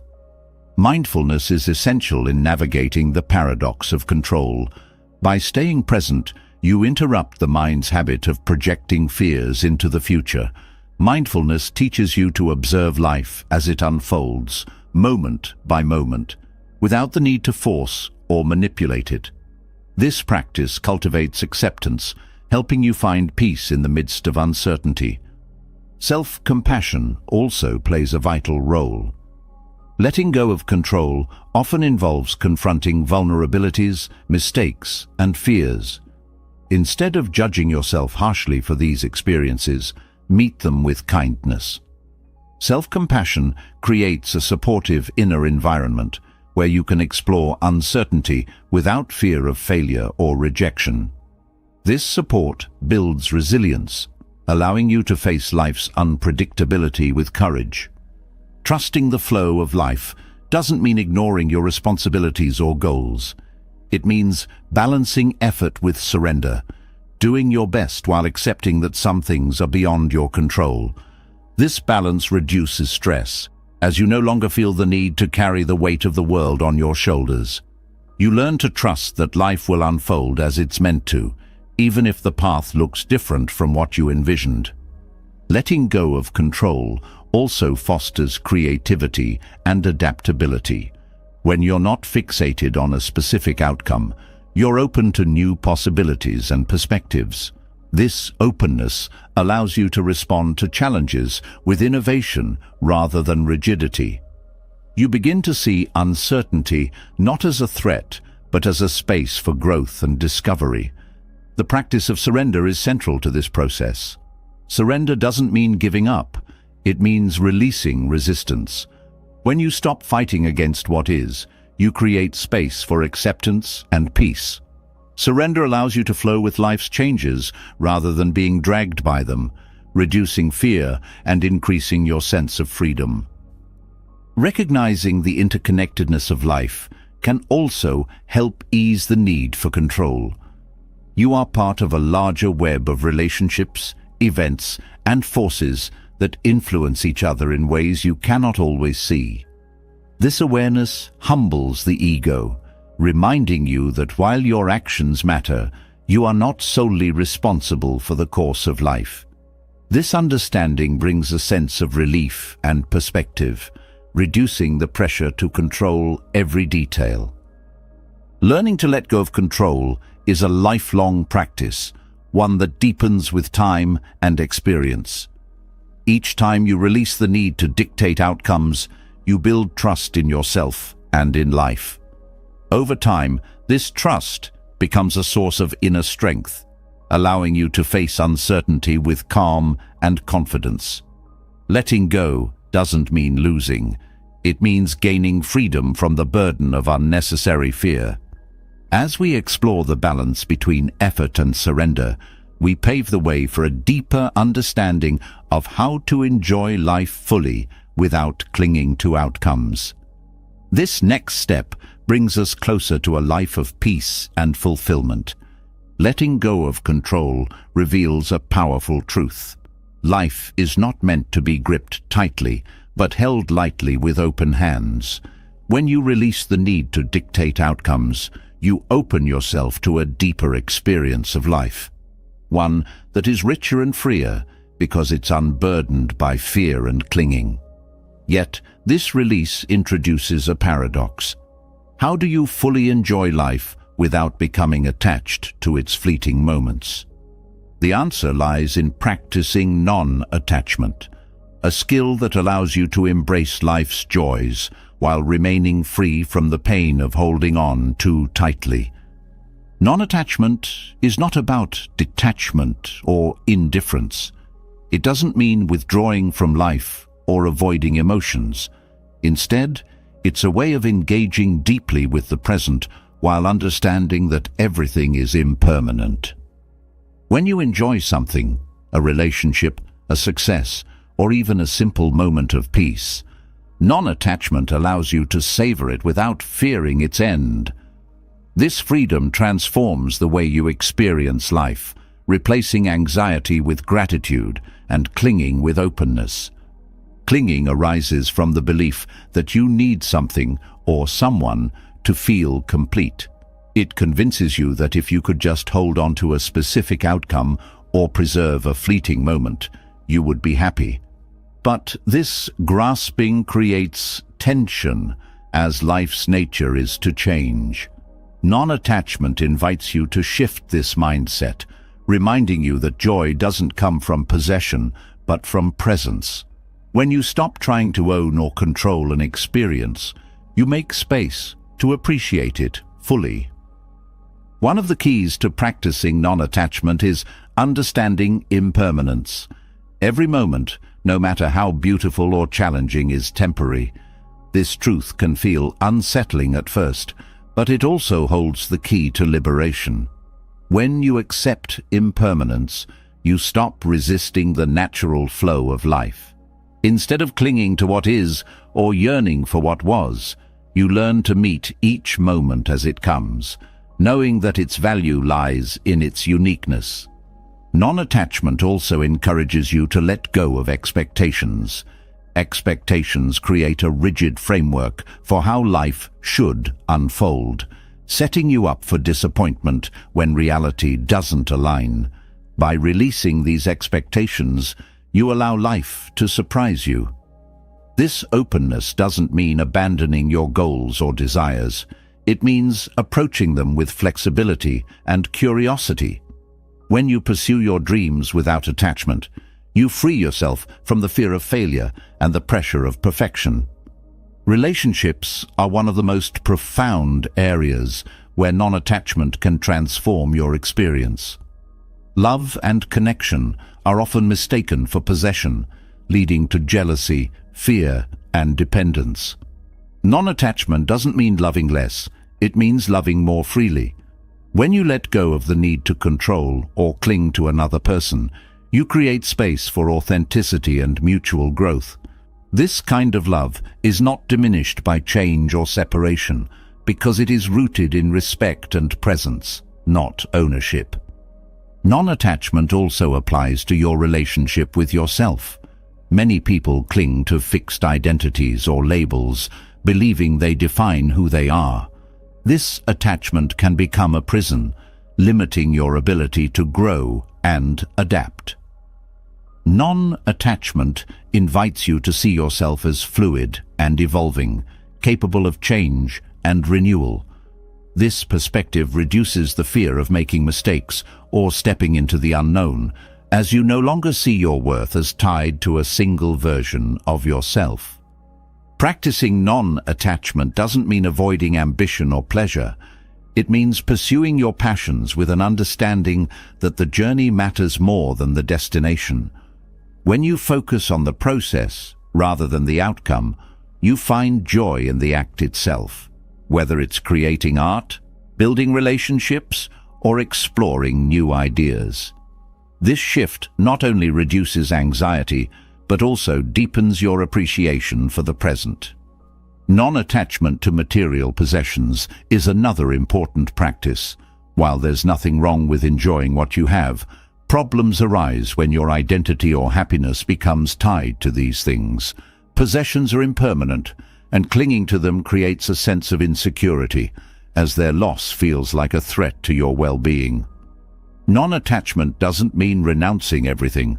It means recognizing that your true value lies within, not in what you own. This perspective allows you to enjoy material things without being consumed by them. Gratitude plays a crucial role in non-attachment. When you appreciate what you have without trying to hold on to it, you create a sense of abundance. Gratitude shifts your focus from what you fear losing to what you already have, fostering a mindset of contentment. This practice helps you see that life's gifts are not diminished by their impermanence, but made more precious because of it. Non-attachment also helps you navigate challenges and setbacks with greater ease. When you're attached to a specific outcome, failure can feel devastating. But when you release that attachment, you can approach challenges with curiosity and resilience. Instead of seeing setbacks as personal failures, you see them as opportunities to learn and grow. This perspective reduces the fear of failure and allows you to move forward with confidence. Mindfulness is a powerful tool for cultivating non-attachment. By staying present, you learn to observe life as it unfolds, without clinging to or pushing away your experiences. Mindfulness teaches you to meet each moment with openness, whether it brings joy or difficulty. This practice helps you develop a sense of equanimity, allowing you to navigate life's ups and downs with balance and grace. Breathwork can also support non-attachment. Each breath you take is a reminder of life's flow. An inhale followed by an exhale, a constant cycle of taking in and letting go. By focusing on your breath, you anchor yourself in the present and cultivate a sense of ease. This practice reminds you that letting go is not about loss, but about creating space for renewal. Non-attachment doesn't mean denying your emotions. It means allowing yourself to feel fully without being defined by those feelings. Joy, sadness, excitement, and fear are all part of the human experience. Non-attachment teaches you to honor these emotions without clinging to them, trusting that they will pass like clouds in the sky. This trust frees you from being swept away by emotional highs or lows. One of the most profound aspects of non-attachment is the freedom it brings. When you stop clinging to outcomes, you free yourself from the anxiety of what if and the regret of what was. You become more present, more adaptable, and more at peace. This freedom doesn't mean life becomes easy, but it does mean you approach challenges with greater clarity and strength. Non-attachment also fosters deeper connections with others. When you're not attached to how people perceive you or how relationships should be, you create space for authentic interaction. This openness allows you to connect on a deeper level, building relationships based on mutual respect and understanding rather than fear or control. Letting go of attachment doesn't mean letting go of love, passion, or ambition. It means approaching these aspects of life with an open heart and a willingness to embrace change. Non-attachment allows you to enjoy life's beauty without being consumed by its impermanence, creating a sense of peace that sustains you through all of life's transitions. Non-attachment teaches you to embrace life with openness, accepting its changes without clinging to outcomes. But this journey often reveals an unexpected barrier, the harsh inner voice of self-judgment. Fear thrives in this critical space, whispering doubts about your worth, decisions, and abilities. To truly overcome fear, you must turn inward with compassion, replacing judgment with kindness. Self-compassion is not indulgence. It's a profound act of courage that allows you to meet fear and failure with resilience, transforming your relationship with yourself. Fear of failure often stems from the stories we tell ourselves. These narratives paint mistakes as personal flaws, magnify shortcomings, and equate setbacks with unworthiness. This harsh internal dialogue fuels anxiety, as you become trapped in a cycle of proving yourself to avoid criticism, both from others and from within. Self-compassion interrupts this cycle, offering a new narrative, one rooted in understanding, forgiveness, and growth. The first step in cultivating self-compassion is recognizing the voice of self-judgment. This voice may disguise itself as motivation, pushing you to do better by highlighting what you lack. But instead of building confidence, it erodes it, creating a fear of failure that keeps you from taking risks. By identifying this voice, you create space to challenge it, replacing criticism with encouragement. Self-compassion invites you to see failure not as a reflection of your worth, but as a natural part of learning and growth. When you approach mistakes with kindness, you shift from self-punishment to self-improvement. This perspective doesn't excuse errors, but uses them as opportunities for reflection and progress. Fear begins to dissolve when you trust that failure is a step forward, not a defining moment of inadequacy. Many people struggle with self-compassion because they confuse it with self-pity or weakness. However, self-compassion is an active and intentional practice. It requires courage to face your fears and shortcomings without turning away. It also demands a willingness to treat yourself with the same kindness you would offer a close friend. This kindness doesn't diminish accountability. It enhances it by fostering a supportive inner environment where growth feels safe. Fear often takes root in comparison. The belief that you should be further along, more successful, or less flawed than others creates a constant sense of inadequacy. Self-compassion shifts your focus from comparison to connection, reminding you that struggle is a universal human experience.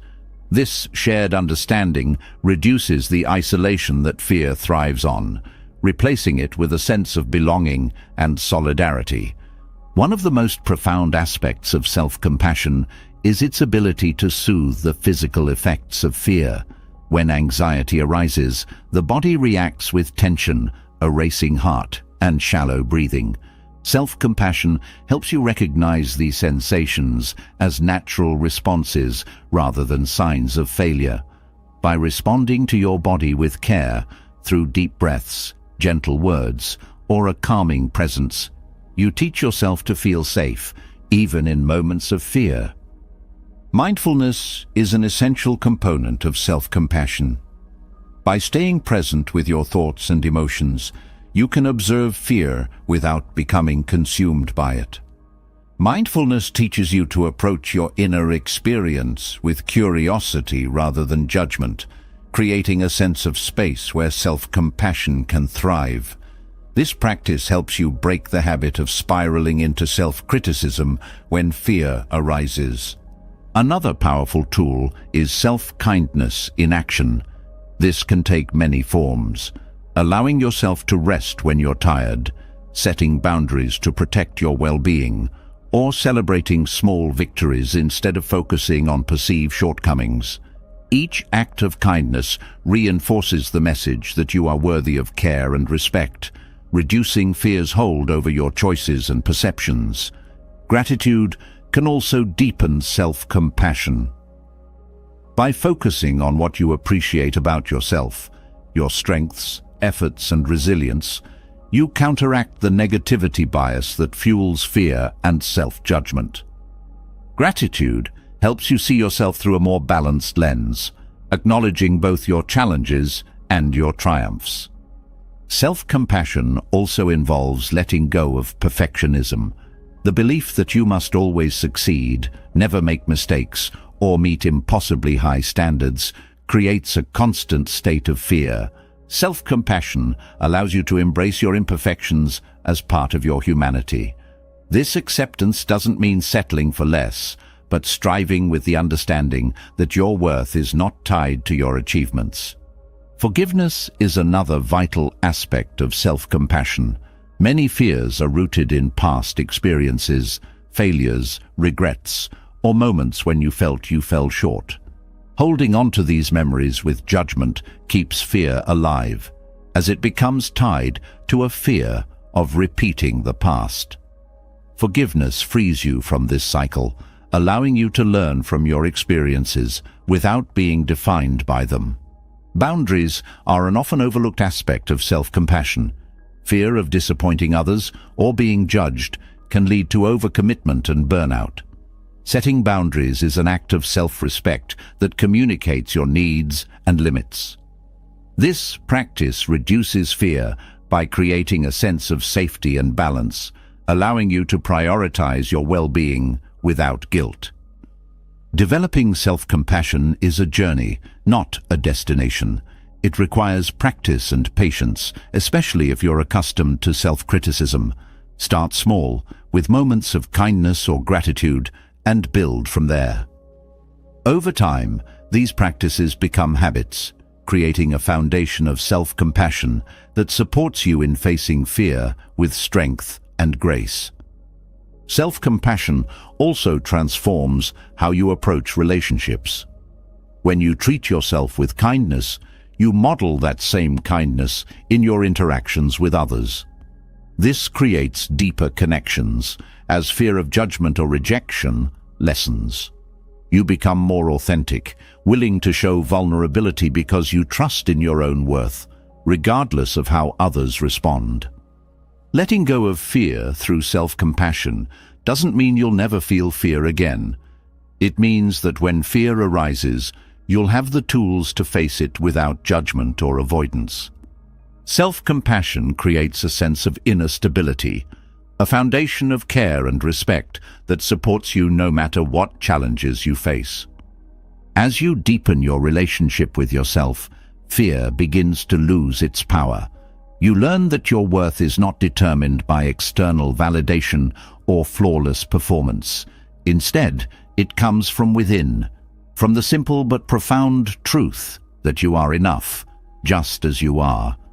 With this understanding, you can approach life's uncertainties with courage, resilience, and peace. Self-compassion lays the foundation for inner stability, helping you face fear with kindness rather than judgment. Yet, fear often manifests in the body before the mind fully recognizes it. Your chest tightens, your breathing quickens, and tension builds. These physical sensations intensify fear, creating a loop where the mind and body feed each other's anxiety. The breath, however, holds a profound power to disrupt this cycle.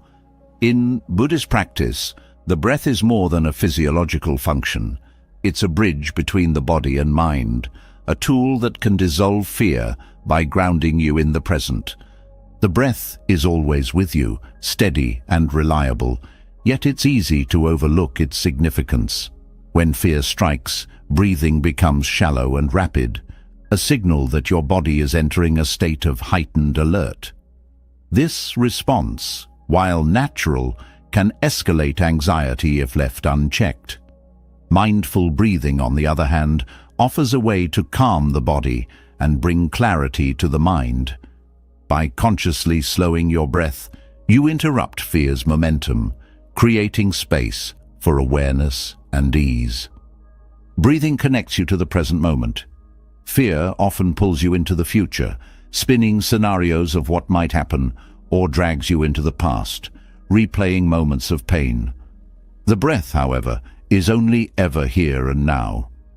When you focus on it, you anchor yourself in the reality of the present, which is often far less threatening than the fears conjured by the mind. This grounding effect helps you see fear for what it is, a temporary reaction, not an enduring truth. The rhythm of the breath also mirrors the rhythm of life. Inhale, exhale, take in, let go. When fear grips you, the breath reminds you that nothing is permanent, not even anxiety. Each exhale becomes an act of release, a way to let go of tension and the stories that fear creates. This process doesn't erase challenges, but equips you to face them with a sense of calm and presence. Breathwork also affects the nervous system, shifting it from a state of stress to one of relaxation. Fear activates the sympathetic nervous system, triggering the fight-or-flight response. Mindful breathing, especially slow and deep breaths, engages the parasympathetic nervous system, signaling to your body that it's safe to relax. This physiological shift reduces the intensity of fear, making it easier to approach challenges with clarity. Mindful breathing is simple yet profound. It doesn't require any special tools or settings, only your attention. You can practice it anywhere, while standing in line, during a difficult conversation, or in the quiet of your own space. Each breath becomes an opportunity to reconnect with your inner stillness, a reminder that even in the midst of fear, you have the capacity for peace. Consistency in breathwork deepens its effects. Over time, it retrains your body and mind to respond to stress with calm rather than panic. This practice creates a reservoir of resilience, a sense of inner stability that you can draw upon whenever fear arises. It becomes not just a reaction to fear, but a proactive way to cultivate serenity. The breath also teaches you patience. Fear often demands immediate resolution, pressuring you to act or escape. Breathing slows this urgency, allowing you to sit with uncertainty without being overwhelmed by it. This pause creates a space where wisdom can arise, guiding your response rather than letting fear dictate your actions. Breath awareness enhances mindfulness. By focusing on the subtleties of your breath, the coolness of the inhale, the warmth of the exhale, the rise and fall of your chest, you sharpen your ability to stay present. This mindfulness extends beyond the practice itself, helping you approach life's challenges with greater attention and intentionality. Fear loses its grip when you meet it with awareness rather than reactivity. Breathwork also fosters a sense of gratitude. Each breath is a gift, a sign of life's continuity. By acknowledging this, you shift your focus from what frightens you to what sustains you. Gratitude, even for something as simple as breathing, counters fear's tendency to focus on lack or danger, creating a more balanced perspective. In moments of fear, the breath acts as an anchor. When your thoughts spiral or your body tenses, returning to the breath grounds you in something steady and familiar. This anchor doesn't eliminate fear, but prevents it from carrying you away. Over time, this practice builds trust in your ability to navigate difficult emotions without being consumed by them. The breath also connects you to your body. Fear often pulls you into your mind, detaching you from the physical sensations that accompany it. By focusing on your breath, you reintegrate body and mind, creating a sense of wholeness. This connection reduces the fragmentation that fear can create, fostering a sense of unity and balance. Breathing with intention also enhances self-compassion. Each breath becomes a gesture of care, a way of nurturing yourself in the face of fear. This kindness softens the edges of anxiety, reminding you that you are deserving of peace, even in challenging moments. Incorporating breathwork into your daily routine amplifies its benefits. Whether it's through formal meditation or brief moments of awareness throughout the day, regular practice strengthens your ability to remain calm under pressure. This consistency transforms mindful breathing from a reactive tool to a foundational habit, one that supports you in all aspects of life. Breathwork also invites you to explore the spaciousness within yourself. Fear often feels all-consuming, but the breath reminds you that there is more to you than your anxiety. With each inhale and exhale, you tap into a deeper sense of presence, one that transcends fear and connects you to your inner strength. As you deepen your relationship with your breath, fear begins to lose its immediacy.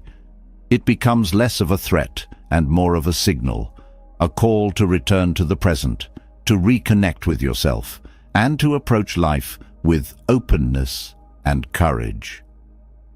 This practice doesn't eliminate challenges, but equips you to meet them with clarity, resilience, and peace. Through the breath, you discover a profound truth. You are not your fear. Fear is a passing experience, but the breath is a constant companion, always guiding you back to stillness.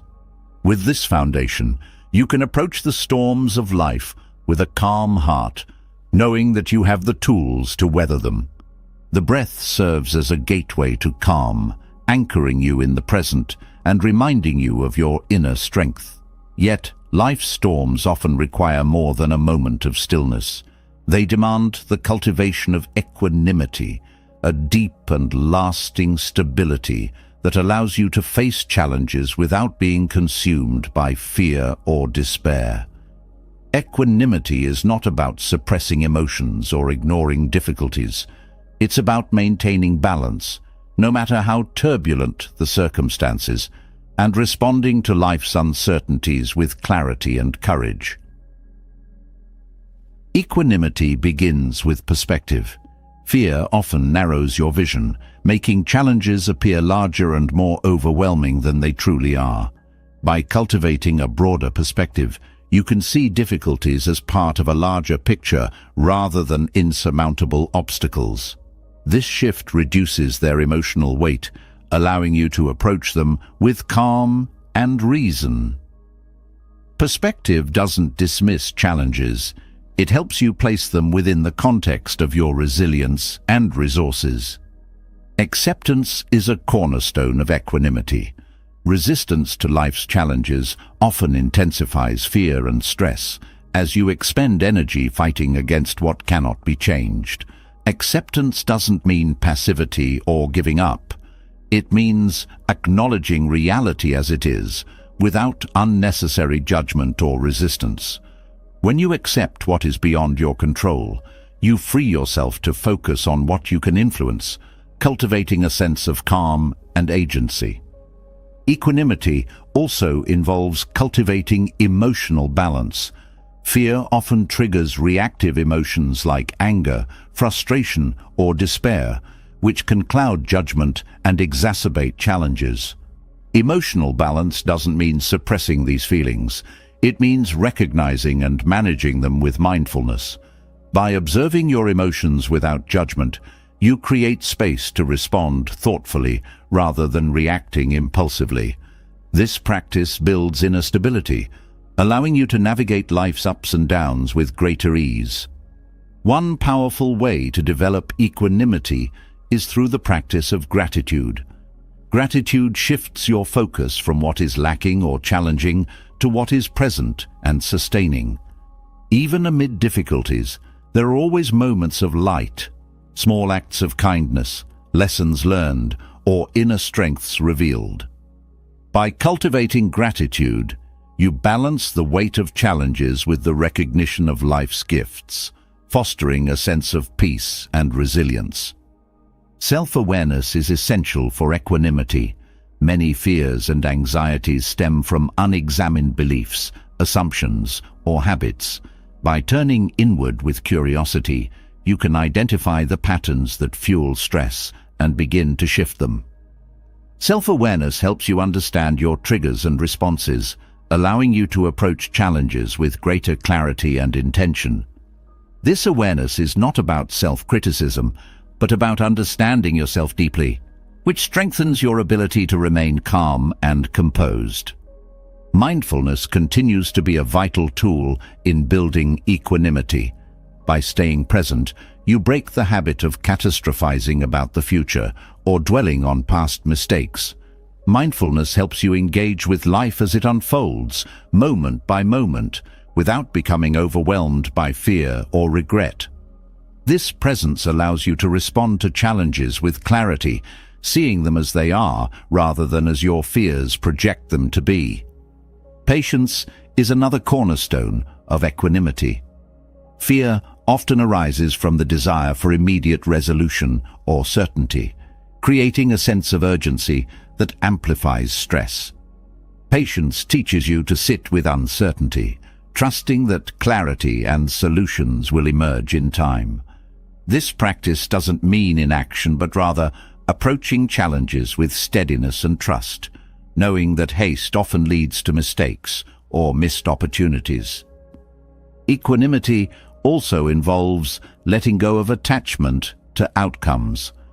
When you tie your sense of peace to specific results, you set yourself up for disappointment and anxiety. By focusing on your efforts rather than the results, you free yourself from the fear of failure. This shift allows you to approach challenges with an open mind, ready to adapt and learn, rather than clinging to a fixed idea of success. Compassion, both for yourself and others, strengthens equanimity. Fear often isolates, creating a sense of disconnection from yourself and those around you. Compassion bridges this gap, reminding you that struggle is a shared human experience. When you approach challenges with compassion, you reduce self-judgment and build a sense of solidarity, fostering resilience and balance. Equanimity doesn't mean being unaffected by life's challenges. It means being deeply rooted, so that while life's storms may sway you, they do not uproot you. This rootedness comes from cultivating inner strengths like resilience, adaptability, and trust. These qualities act as anchors, keeping you steady even when circumstances are uncertain or difficult. Equanimity also grows through the practice of detachment. Detachment is not indifference. It's the ability to engage with life's challenges without being consumed by them. When you practice detachment, you maintain a sense of inner stability, recognizing that your worth and well-being are not defined by external circumstances. This perspective allows you to approach challenges with a sense of curiosity and openness, rather than fear or resistance. Building equanimity requires consistent practice. Small, intentional steps, like pausing before reacting, taking a mindful breath, or reflecting on gratitude, create a foundation of stability over time. Each act of balance reinforces your ability to remain calm and centered, even in the face of difficulty. This practice is not about perfection, but progress, cultivating a sense of peace that grows with each moment of mindfulness and effort. The practice of equanimity also involves nurturing a sense of trust in life's flow. Fear often arises from the belief that you must control or anticipate every outcome. Trust reminds you that life, while unpredictable, often provides what you need to grow and learn. This trust doesn't eliminate challenges, but transforms how you face them, replacing fear with a sense of openness and curiosity. Equanimity helps you see challenges as opportunities for growth. Life's storms, while difficult, often reveal strengths, insights, and connections that you might not have discovered otherwise.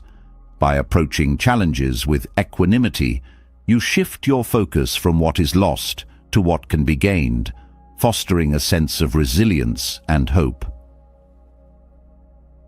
As you cultivate equanimity, you create a foundation of inner peace that supports you through life's uncertainties. This peace is not about avoiding challenges, but about meeting them with balance and strength, trusting in your ability to navigate whatever comes your way. Equanimity builds the foundation for facing life's storms with calm and clarity, but fear often signals more than mere turbulence. It points to opportunities for growth. Fear thrives at the edges of your comfort zone, warning you of risk, but also hinting at untapped potential. By transforming fear into a catalyst for growth, you unlock wisdom and strength that cannot be found within the safety of what is familiar. Instead of running from fear, you learn to step into it, embracing the discomfort as a pathway to deeper understanding and personal evolution. Fear often feels like a wall, but in truth, it's more like a door.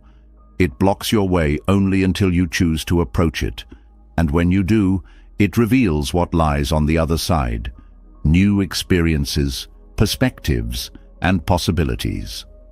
Avoiding fear may feel safe, but it also limits your life, keeping you confined to what is known. Growth requires stepping through the door, even when uncertainty looms on the other side. The discomfort of fear arises because growth demands change, and change often disrupts the status quo.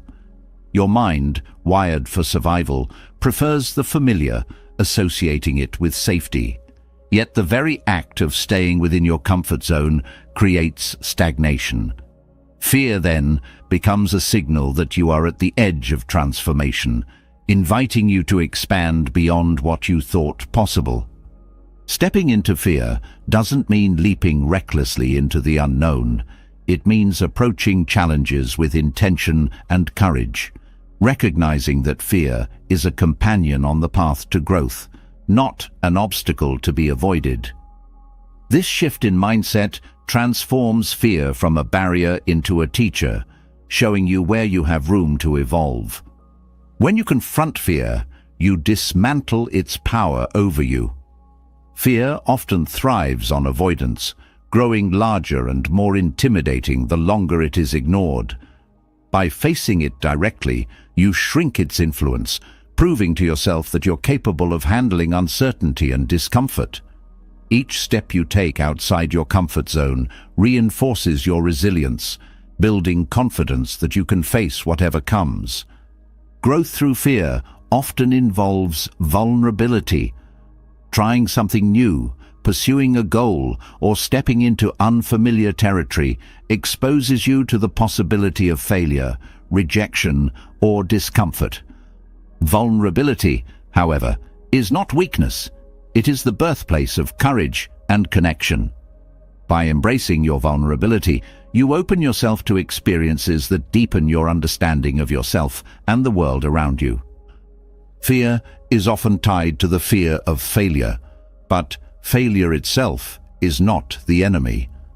Failure is a natural part of growth, a step along the path rather than a dead end. Each time you fail, you learn something valuable about your strengths, limitations, and opportunities for improvement. This perspective shifts failure from something to be feared to something to be embraced, knowing it is an essential ingredient in the process of becoming. Stepping outside your comfort zone also strengthens your adaptability.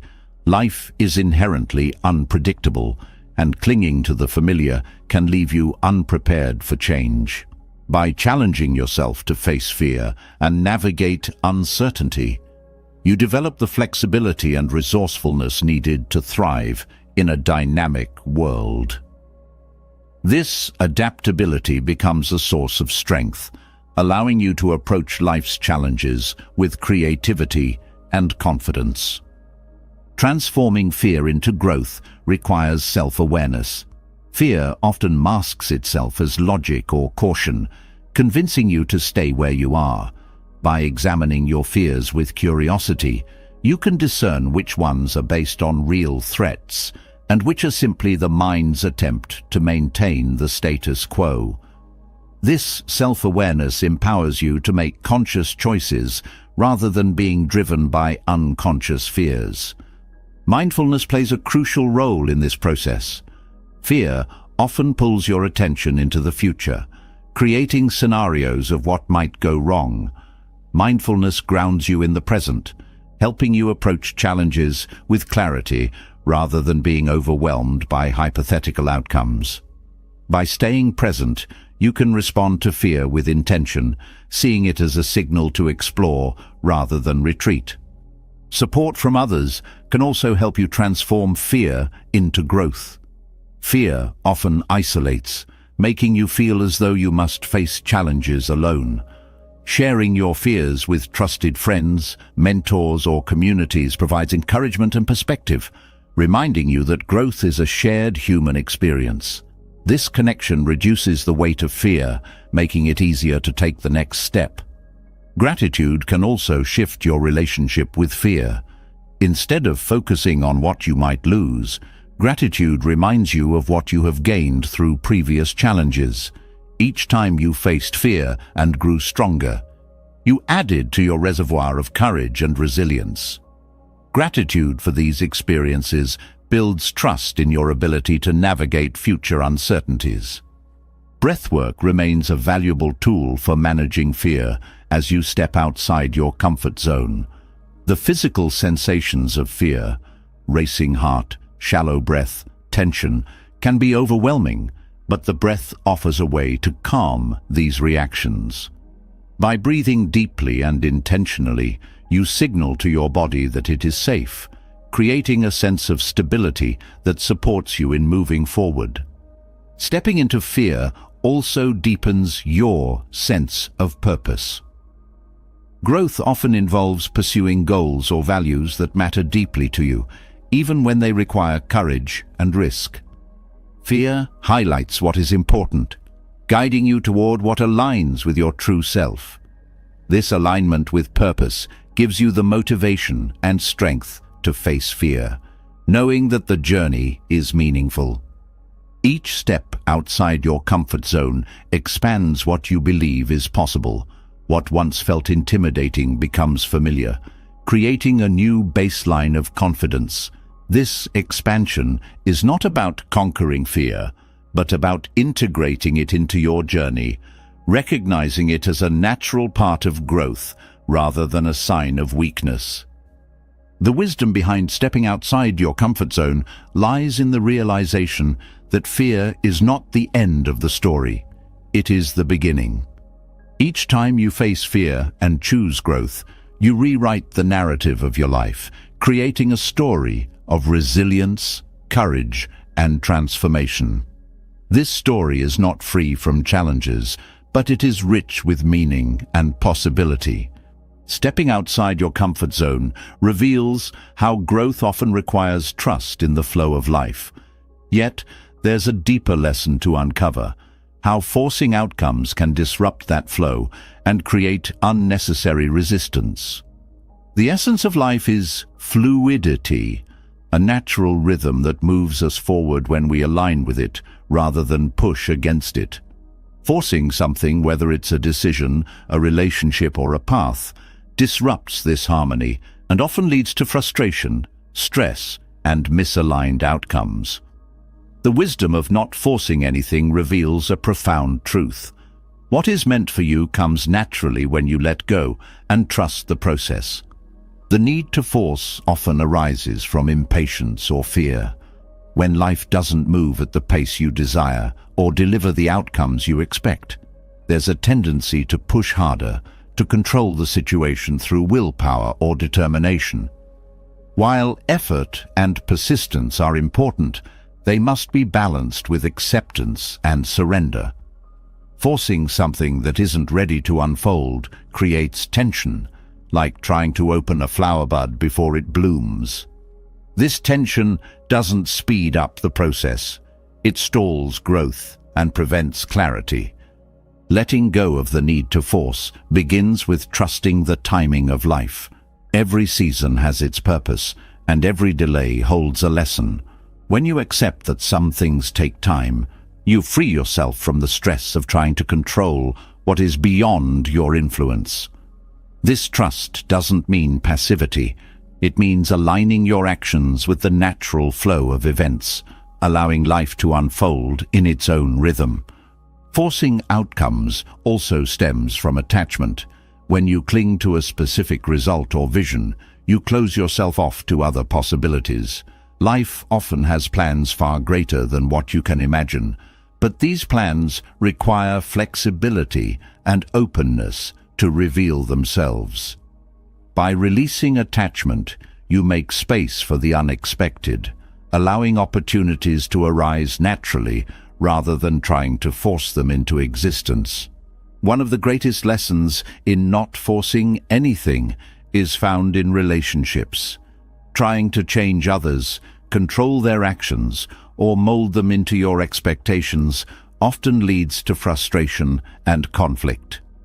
True connection thrives in authenticity and mutual respect, not in force or manipulation.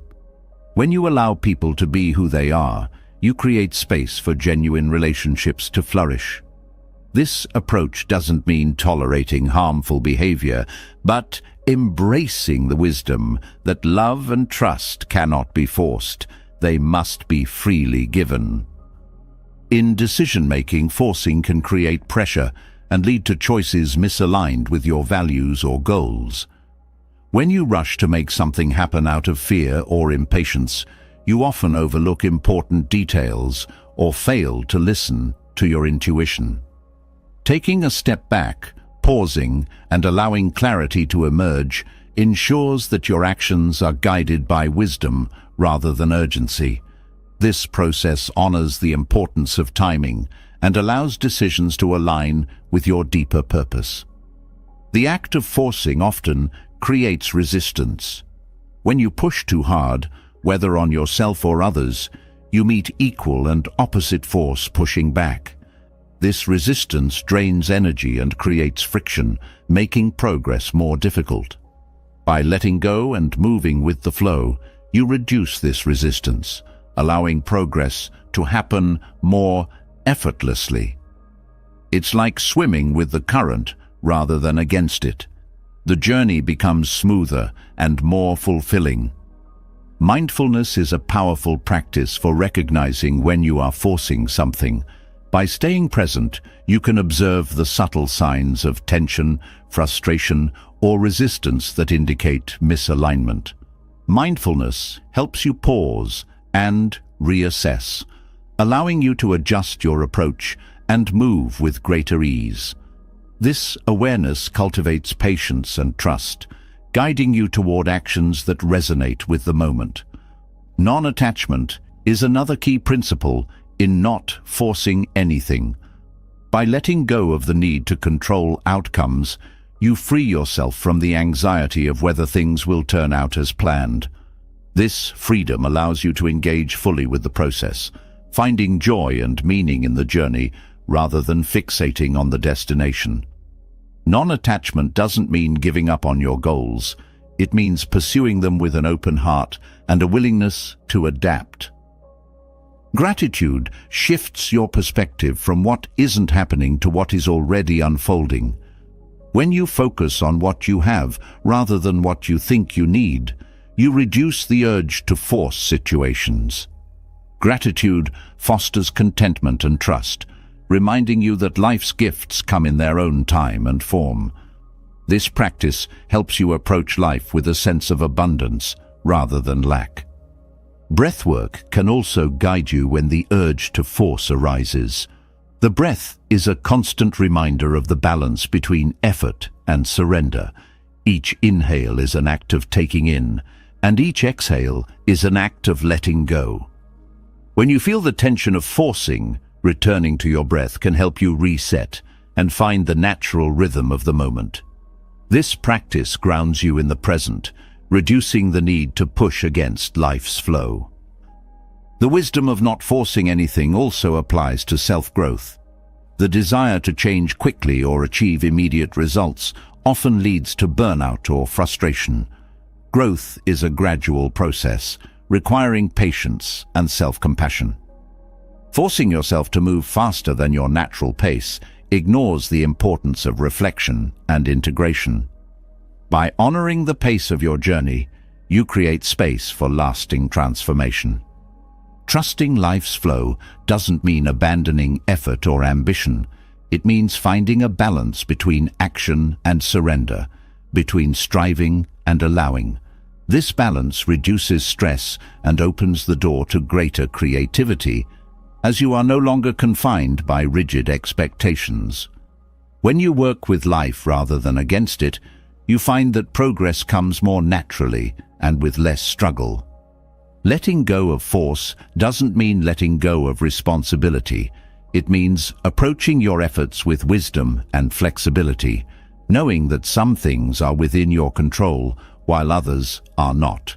This perspective allows you to focus on what matters most, releasing the unnecessary burdens of trying to control everything. When you stop forcing, you also deepen your connection with others. Relationships built on force or manipulation lack authenticity and trust.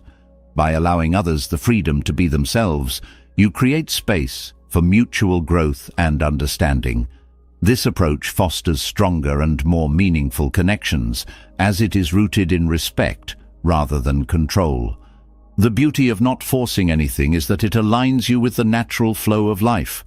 Instead of struggling against the current, you learn to move with it, trusting that you will arrive where you are meant to be. This trust brings peace and clarity, allowing you to navigate life's uncertainties with grace and confidence. Letting go of force opens the door to deeper wisdom, showing that life flows best when we align with its natural rhythm. Yet even as we release control, the mind often resists. It clings to its chatter, spinning stories of doubt, worry, and distraction. This noise creates inner conflict, making it difficult to find clarity or peace. To move forward, one must embrace the art of silencing the mind, not by suppressing its activity, but by understanding its nature and allowing it to settle on its own. Here, the timeless wisdom of Zen offers powerful lessons through stories that reveal how emptiness of mind is not a void, but a space for true understanding. In Zen, the mind is often compared to a teacup. If the cup is already full, nothing more can be poured into it. The overflow represents how our mental clutter prevents us from absorbing new wisdom or seeing life clearly. To silence the mind is to empty the cup, creating space for insight and peace. This process isn't about forcing thoughts to stop, but about observing them without attachment, allowing them to fade naturally.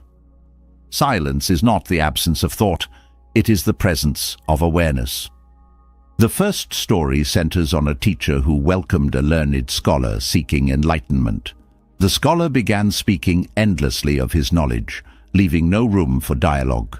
The teacher served tea, pouring until the cup overflowed. Startled, the scholar exclaimed, "Stop! The cup is full!" The teacher smiled, replying, "Like this cup, your mind is full. How can I teach you unless you first empty it?" The lesson is clear. The mind must let go of its rigid certainties to make room for growth. Silence creates that space, allowing us to release the need to know everything and embrace the wisdom of not knowing. Another Zen story speaks of a farmer whose horse ran away.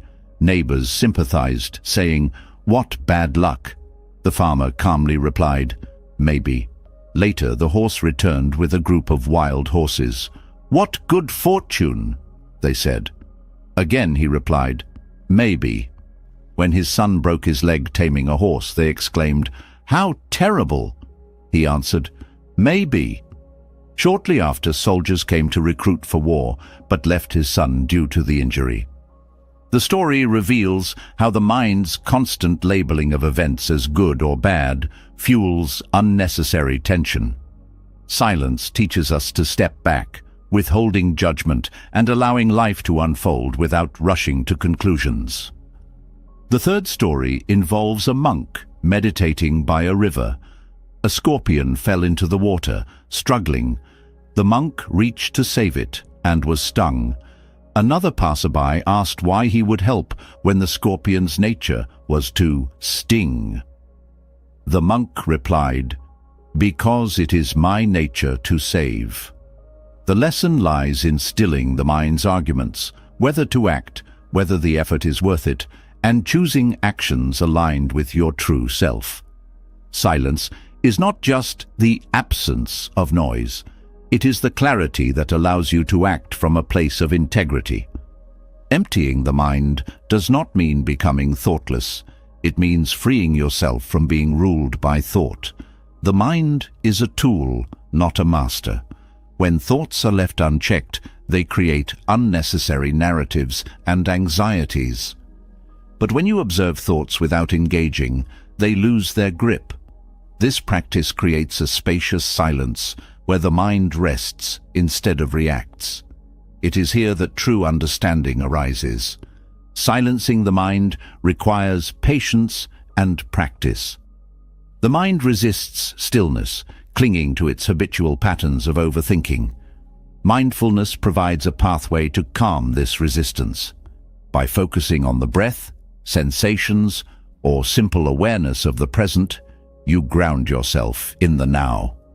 This focus draws energy away from the mental noise, allowing silence to emerge naturally. The power of silence lies in its ability to reveal truth. When the mind is noisy, it distorts perception, coloring your view of yourself and the world with fears and biases. Silence strips away these distortions, offering clarity. In this space, you see challenges for what they are, not insurmountable obstacles, but opportunities for growth. Another vital aspect of silence is its ability to foster deep listening. When the mind quiets, You not only hear your inner voice more clearly, but also connect more authentically with others. Conversations shift from reactive exchanges to moments of genuine understanding. Silence creates room for empathy, dissolving barriers of misunderstanding. Letting go of judgment is a natural extension of silencing the mind. The mind's chatter often fuels judgment, categorizing experiences as good or bad, right or wrong. This labeling creates tension and limits your ability to fully engage with life. Silence allows you to experience without judgment, freeing you to embrace life's complexity with openness. Silencing the mind also enhances creativity. The mental chatter that often distracts you from the present can block the flow of ideas and inspiration. When the mind quiets, creativity flows freely, unburdened by doubt or overanalysis. This is why many creative breakthroughs occur during moments of stillness or after periods of reflection. One of the greatest challenges in silencing the mind is the fear of emptiness.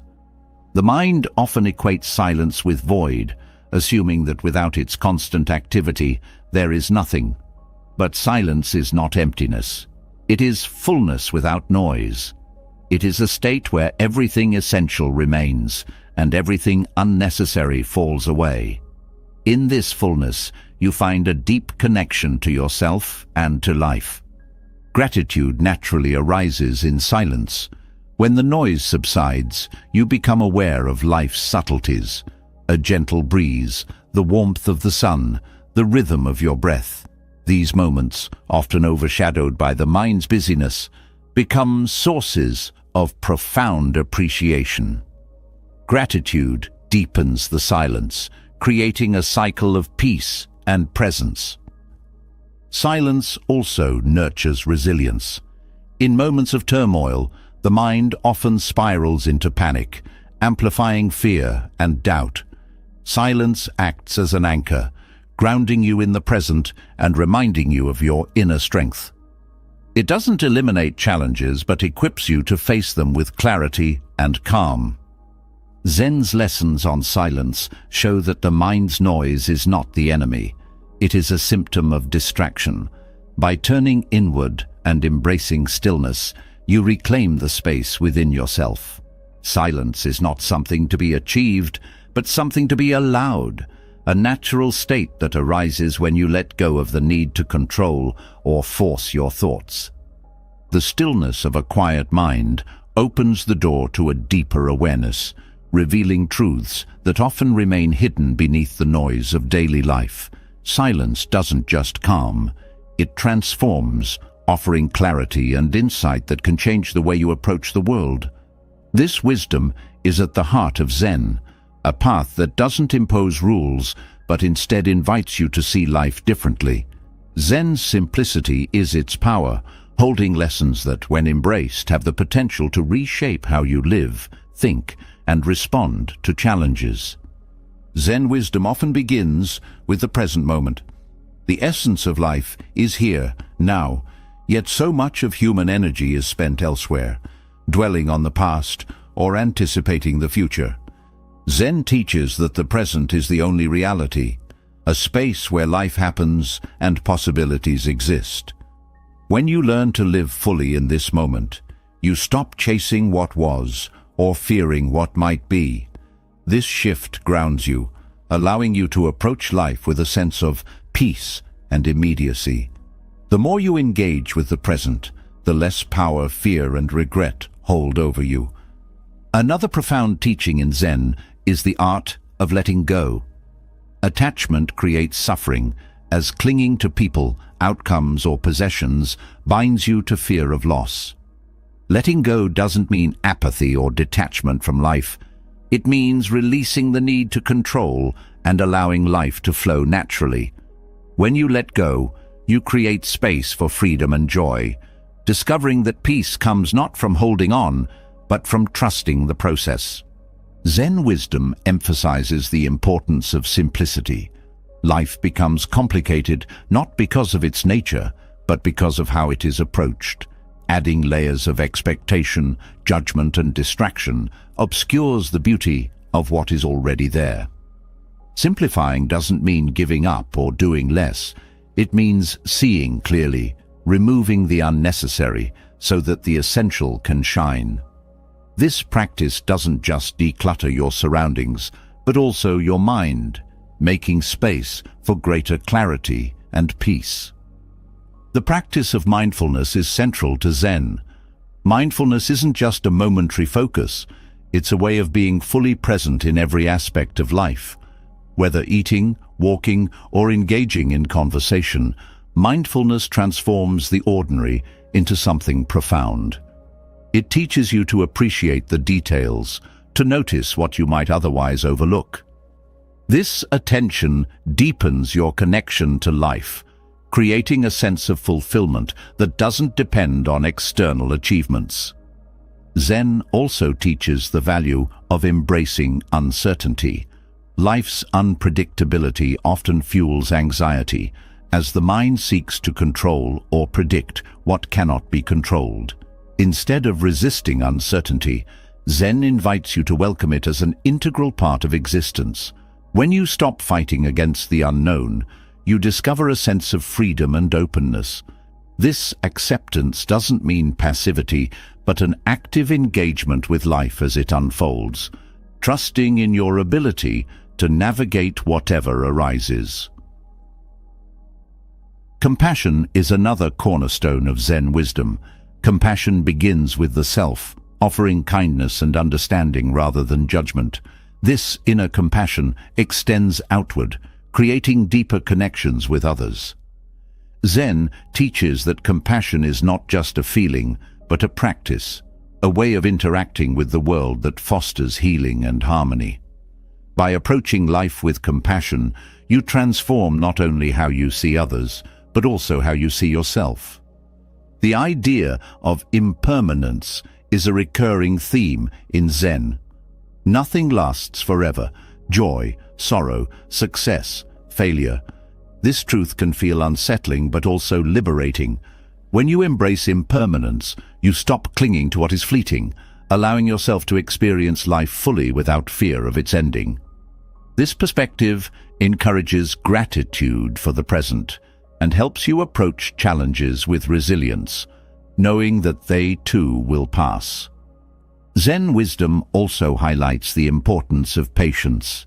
In a world that prizes speed and instant results, patience offers a counterbalance, teaching you to trust the natural unfolding of events. Patience doesn't mean waiting passively. It means staying present and engaged without forcing outcomes.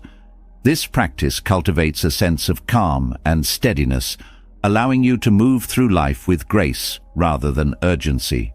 Silence, simplicity, mindfulness and compassion are not abstract concepts in Zen. They are practices woven into daily life. Each moment becomes an opportunity to live these teachings, to deepen your connection to yourself and the world.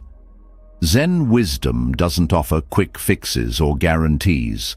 It offers a way of seeing and being that transforms how you experience life. These lessons are not about changing the world around you, but changing how you perceive and interact with it. Zen invites you to step into life fully, not by doing more, but by being more. More present, more open, more compassionate. Its wisdom doesn't impose but reveals, showing that the answers you seek are already within you, waiting to be uncovered. Zen's lessons offer clarity and calm, revealing the profound wisdom already within you. But even as this clarity emerges, the mind often carries residue, thoughts, patterns and beliefs that cloud your ability to fully embrace the present. This mental clutter acts like toxins, weighing you down and obscuring your path. Detoxifying the mind becomes essential, a way to clear space for growth, understanding, and peace. Through Buddha's teachings, we find powerful practices to cleanse the mind, enabling you to release what no longer serves you and embrace a life of balance and freedom. The process begins with awareness. Much of the mind's clutter goes unnoticed because it operates in the background, shaping actions and emotions without your conscious input. Buddha emphasized the importance of mindfulness to bring this clutter into light. By paying attention to your thoughts, not judging or suppressing them, but simply observing, you begin to understand their nature. Awareness allows you to identify patterns that perpetuate negativity or fear, creating the first step toward release. A crucial element of mental detoxification is letting go of resentment. Holding on to anger or bitterness is like drinking poison and expecting someone else to suffer. Resentment traps you in a cycle of past grievances, stealing your peace and anchoring your mind in negativity. Forgiveness, as taught by Buddha, is not about excusing harmful actions, but about freeing yourself from their grip. When you forgive, you reclaim energy and space within your mind for peace and clarity. It's a practice of compassion for yourself as much as for others. The practice of right speech is another powerful way to detoxify the mind. Words carry energy, and speaking carelessly or negatively can fill your mind with the residue of harmful intentions. Buddha taught that mindful speech, words that are truthful, kind, and necessary, purifies both your inner and outer worlds. By aligning your speech with these principles, you reduce the mental burden of regret or guilt, fostering a sense of harmony and integrity within. Detoxifying the mind also involves reducing attachment. Attachment to outcomes, possessions, or identities creates a mental weight, as you constantly fear losing what you hold dear. Buddha's teachings on impermanence remind you that everything in life is fleeting, and clinging only deepens suffering. By practicing non-attachment, you release this mental burden, allowing space for joy and freedom. This doesn't mean detachment from life, but rather engaging with it fully without becoming entangled in its impermanence. Cultivating gratitude is another way to clear the mind of negativity. Gratitude shifts your focus from what is lacking to what is present, reducing the mental strain of comparison or dissatisfaction. Buddha's teachings encourage contentment as a way to find peace in the here and now. Gratitude doesn't ignore challenges, but balances them with recognition of life's gifts. This practice nurtures a sense of abundance, countering the mental toxicity of constant striving or envy. Silence and stillness are also essential for mental detoxification. The noise of daily life and the constant influx of information can overwhelm the mind, leaving little room for reflection or rest. Buddha emphasized the power of meditation as a way to cultivate inner silence. This stillness doesn't suppress thoughts, but allows them to settle naturally, like sediment in water. As the mind clears, you gain clarity and insight, reconnecting with your inner wisdom. Letting go of judgment is another step in detoxifying the mind. The tendency to judge yourself or others creates mental tension, as it often stems from fear or insecurity. Buddha taught that judgment clouds perception, preventing you from seeing things as they truly are. By practicing acceptance, you release the need to judge, creating space for understanding and connection. This shift fosters peace, as the mind no longer carries the weight of criticism. Mindful breathing serves as a powerful tool in this process. The breath acts as a bridge between the body and mind, grounding you in the present and calming the mental noise. Buddha's teachings on the breath emphasize its role in cultivating awareness and reducing anxiety. Each breath becomes an act of release, letting go of thoughts and emotions that no longer serve you. This simple yet profound practice detoxifies the mind, restoring balance and calm. Compassion, both for yourself and others, further supports mental detoxification. Negative thoughts often arise from a lack of compassion toward your mistakes, toward those who have wronged you, or toward life's imperfections. Buddha's teachings encourage metta, or loving kindness, as a way to counter these thoughts. Compassion dissolves anger, fear, and judgment, replacing them with understanding and connection. This practice purifies the mind, creating a foundation for peace and resilience. Finally, aligning your actions with your values detoxifies the mind by reducing inner conflict. When your actions are out of sync with your beliefs, the mind struggles with guilt, regret, or confusion. Buddha's teachings on the Eightfold Path provide guidance for ethical living, helping you act in ways that support harmony within yourself and with others. This alignment creates a sense of integrity, clearing the mental clutter that arises from dissonance. Through these teachings, the process of detoxifying the mind becomes a journey of release and renewal. It's not about achieving perfection, but about creating space for peace, clarity, and growth. Detoxifying the mind creates space for clarity, but true peace often depends on how you respond to the challenges and emotions life brings. The moments that test you, the sharp words, the unexpected setbacks, the internal conflicts, are where Buddhist wisdom shines most brightly. The power of not reacting transforms these challenges into opportunities for growth. By learning to control your emotions, you cultivate inner strength, breaking free from the patterns of impulsive reactions that often lead to regret or suffering. This practice is not about suppressing feelings, but understanding them deeply and choosing a response rooted in wisdom and compassion.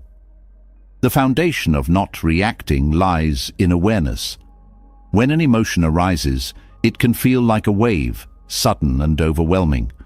Without awareness, this wave carries you, pushing you into actions or words that you later regret. Awareness allows you to pause, to see the wave for what it is, a temporary surge of energy rather than an unstoppable force. This pause creates a space where you can choose how to respond instead of being driven by the emotion. Buddha's teachings emphasize that emotions are not the enemy. Anger, fear, sadness, and joy are all natural parts of the human experience. Problems arise not from the emotions themselves, but from the way they're handled. Reacting impulsively often magnifies the original emotion, creating cycles of misunderstanding, conflict, or inner turmoil. By observing emotions without immediately reacting, you break these cycles, reducing their intensity and impact. Breath awareness is a powerful tool in controlling reactions. The breath mirrors your emotional state, quickening when you're angry, tightening when you're afraid, softening when you're calm. By focusing on your breath, you anchor yourself in the present moment, reducing the hold of the emotion. This practice doesn't eliminate feelings, but gives you the steadiness to engage with them thoughtfully. Not reacting also involves understanding the impermanence of emotions. No matter how strong an emotion feels in the moment, it will pass, just like waves returning to the ocean. Reacting impulsively often gives emotions a permanence they don't naturally have, as your reactions create lasting consequences. By sitting with emotions rather than acting on them, you allow them to flow through you without leaving unnecessary damage in their wake. Compassion plays a key role in controlling reactions, especially when dealing with anger or frustration toward others. It's easy to react defensively when you feel wronged, but compassion helps you see beyond the surface. Often, people's actions come from their own pain or misunderstanding. Responding with compassion doesn't mean tolerating harmful behavior, but it shifts your perspective from retaliation to resolution. This approach fosters peace rather than escalating conflict. Patience is another cornerstone of emotional control.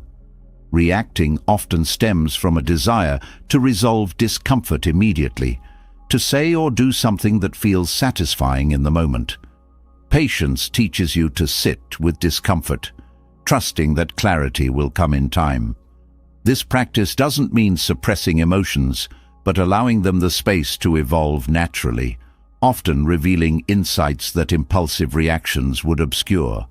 Mindfulness transforms how you relate to emotions. Instead of being swept away by them, mindfulness helps you observe them with curiosity and detachment.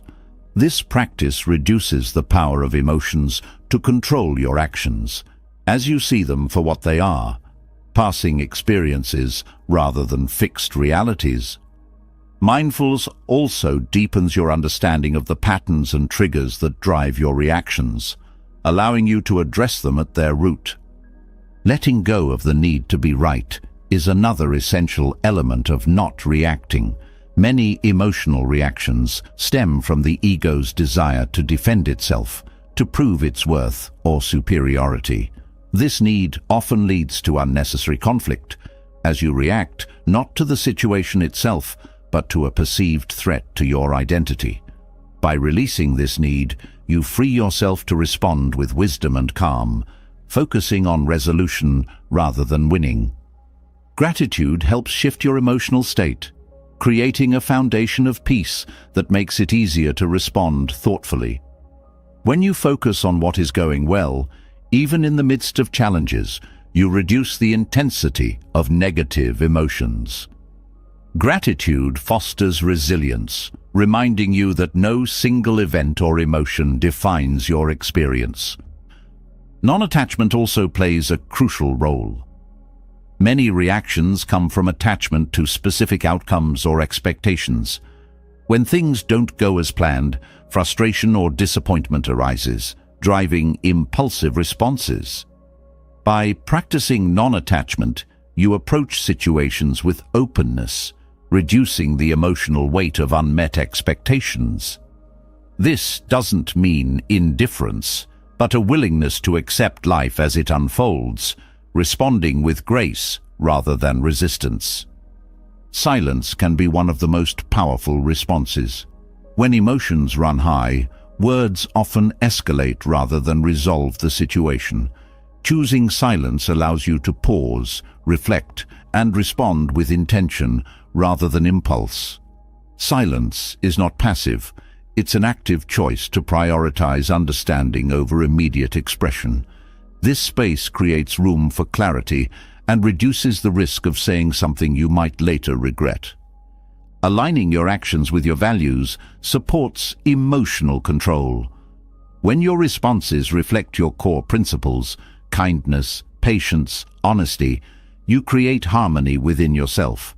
This alignment reduces the inner conflict that often fuels reactive behavior, as you are no longer acting against your better judgment.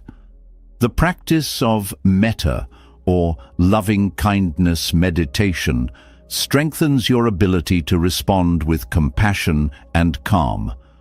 By cultivating feelings of goodwill toward yourself and others, you create an inner environment of peace that reduces the likelihood of reactive behavior. Metta doesn't eliminate challenges, but equips you to face them with a steady heart. Buddha's wisdom reminds us that controlling emotions is not about suppression, but mastery. It's about creating a space where emotions can arise, be understood, and pass without controlling your actions. This mastery doesn't mean you will never feel anger, sadness, or fear. It means these emotions will no longer dictate your choices. Instead, you respond from a place of balance and wisdom, creating outcomes that reflect your true self. Mastering your emotions allows you to approach life with clarity and purpose. But there's another profound truth that Buddhism teaches: the power of walking your path alone. At first, the idea of facing challenges without external validation or support might feel daunting, yet it is in solitude that you uncover your greatest strength. To do it alone is not about isolation or rejection of others. It is about cultivating the inner resilience to move forward even when the world does not offer applause or understanding. This is where true growth begins. In life, reliance on others can sometimes become a crutch, holding you back from realizing your own capabilities. While connections and support systems are valuable, there are moments when they are absent, and you must rely entirely on yourself. These moments test your strength, forcing you to confront your fears, doubts, and limitations head-on. When you do so, you begin to see that you are more capable and resourceful than you once believed. Buddha taught the importance of self-reliance, reminding us that no one else can walk our path for us. Others may guide, inspire, or encourage, but ultimately, the journey is ours alone. This truth empowers you to take full responsibility for your choices, actions, and growth. It shifts your focus from external blame or dependence to internal accountability, freeing you to move forward on your terms. Doing it alone also requires a deep sense of trust in yourself. Doubt often arises when you feel unsupported, whispering that you are not enough or that you cannot succeed without help. Trust counters this doubt, reminding you of your inner strength and wisdom. This trust doesn't come from arrogance, but from the quiet confidence that grows with each step you take, even when the path is uncertain. Solitude is not emptiness. It is space for self-discovery.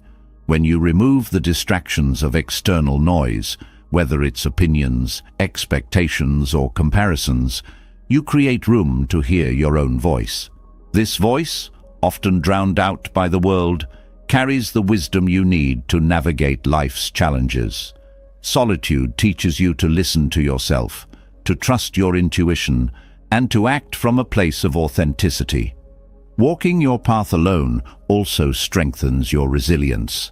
Challenges feel heavier when you look to others to carry them with you, and disappointment arises when they cannot. By embracing solitude, you learn to bear your burdens with grace, discovering that they are not as insurmountable as they seemed.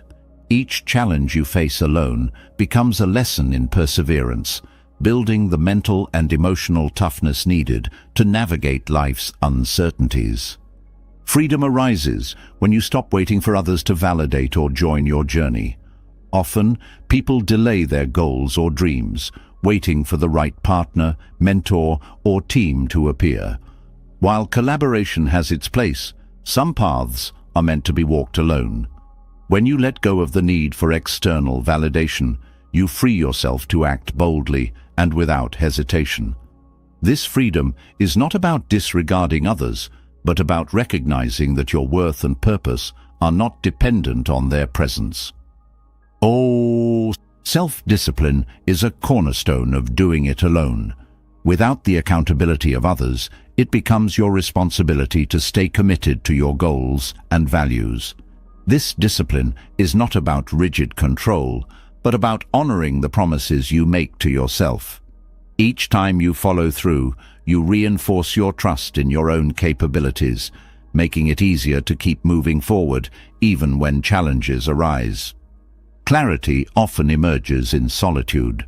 When you are alone, free from the expectations or opinions of others, you can see your path more clearly. Solitude allows you to evaluate your priorities and align your actions with your true desires. This clarity is a gift, offering direction and focus that are difficult to find amidst the noise of the world. Doing it alone also fosters self-compassion. In solitude, you confront your fears, mistakes, and insecurities directly. These encounters can be uncomfortable, but they also teach you to treat yourself with kindness and understanding. Self-compassion becomes a source of strength, helping you move forward without being weighed down by self-criticism or doubt. Independence does not mean isolation. Even as you walk your path alone, you remain connected to the world. Buddha taught that the journey inward often deepens your connection to others, as it helps you see them not through the lens of need, but through the lens of shared humanity. Doing it alone allows you to engage with others from a place of wholeness rather than dependency. Gratitude also plays a role in this journey. When you embrace solitude, you begin to appreciate the moments of connection and support that do arise, seeing them as gifts rather than necessities. This gratitude enriches your relationships, as it shifts your focus from what others owe you to what they offer freely. It reminds you that while you can walk your path alone, you are never truly alone in the grander sense. Walking your path alone often involves letting go of the fear of judgment. The fear of what others might think can be a powerful barrier, keeping you stuck in inaction or conformity. When you release this fear, you reclaim your freedom to act authentically, to pursue what matters most to you without hesitation. This courage transforms not only your actions, but also your sense of self-worth, as it is no longer tied to external approval. Patience is essential in this process. When you rely on yourself, progress can feel slower, as there are no shortcuts or external boosts. Patience teaches you to trust the journey, to recognize that each small step is a victory. This practice builds resilience, as you learn to celebrate your progress without comparing it to others or seeking validation. Doing it alone fosters a profound sense of accomplishment. Each milestone you reach, each challenge you overcome, is a testament to your strength and determination. This sense of accomplishment is not about pride, but about self-respect, a quiet acknowledgement of your ability to persevere and grow. Walking your path alone teaches self-reliance, clarity, and the power of trusting your inner strength. Yet, even with this independence, the mind often struggles with the pull of the past and the tug of the future. Regret over what was and worry about what could be create an invisible weight that drags you from the freedom of the present. Living fully in the here and now offers the ultimate antidote to this mental tug-of-war, providing a profound sense of peace, clarity, and fulfillment that no amount of overthinking can deliver. The present moment is the only reality, yet it is often overlooked. The mind races, filling itself with memories that cannot be changed, or crafting scenarios of what may come, none of which exist except as thoughts. This mental activity drains energy and creates unnecessary anxiety, as your attention is split between two places you cannot control, the past and the future. By focusing on the present, you reclaim that energy, grounding yourself in what is real and within reach. Living in the present doesn't mean ignoring the lessons of the past or neglecting plans for the future. It means using the past as a source of wisdom and the future as a space for intention, while fully engaging with the now. The present moment is where action happens, where change occurs, and where life unfolds. The more you focus on it, the more you align with the flow of life, reducing the friction caused by dwelling elsewhere. Anxiety thrives on what-ifs, spinning endless possibilities that rarely come to pass. The present moment cuts through this noise, offering clarity and simplicity. Here, there is no room for speculation, only what is as it is. By fully embracing the now, you stop feeding the cycle of worry, allowing your mind to rest. This rest isn't passive, it's a state of active presence where you engage fully with life as it happens. The breath serves as a powerful anchor to the present. Unlike the mind, which constantly moves between timelines, the breath is always in the now. Paying attention to your breath draws you back to this moment, grounding you in your body and surroundings.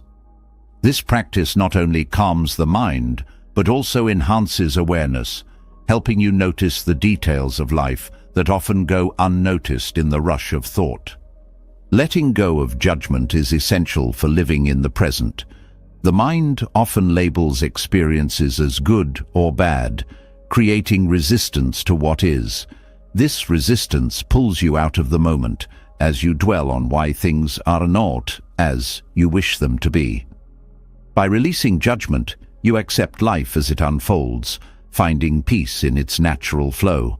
This acceptance doesn't mean passivity, but a willingness to engage with life as it is, rather than as you think it should be. Gratitude naturally arises in the present. When you focus on what is happening now, you become aware of life's small but profound gifts: the warmth of the sun, the sound of laughter, the feeling of connection. Gratitude shifts your perspective from what is missing to what is here, reducing anxiety and fostering contentment. This practice deepens your sense of abundance, reminding you that the present holds more than enough. Living in the present also enhances relationships. When you are fully engaged in the now, you listen more deeply, connect more authentically, and respond with greater intention. The distractions of past grievances or future worries no longer cloud your interactions, allowing you to be fully present with others. This presence strengthens bonds, creating relationships built on genuine connection rather than distraction. Mindfulness transforms how you experience the present. Instead of rushing through moments, mindfulness invites you to savor them, whether it's the taste of a meal, the feel of the ground beneath your feet, or the sound of a friend's voice. Mindfulness enriches these experiences, turning the ordinary into something extraordinary. This depth of presence brings a sense of fulfillment that no external achievement can match. Fear often pulls you from the present, as the mind fixates on what might go wrong. Living in the now dissolves this fear, as it reminds you that you have the strength to face what is happening in this moment. The future is unknown, but the present is manageable. By focusing on what you can do now rather than what may come, you reduce fear's grip and regain your sense of agency. Non-attachment is another key to living in the present.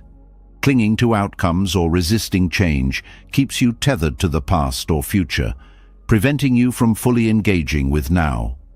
Non-attachment frees you from this tether, allowing you to experience life as it unfolds.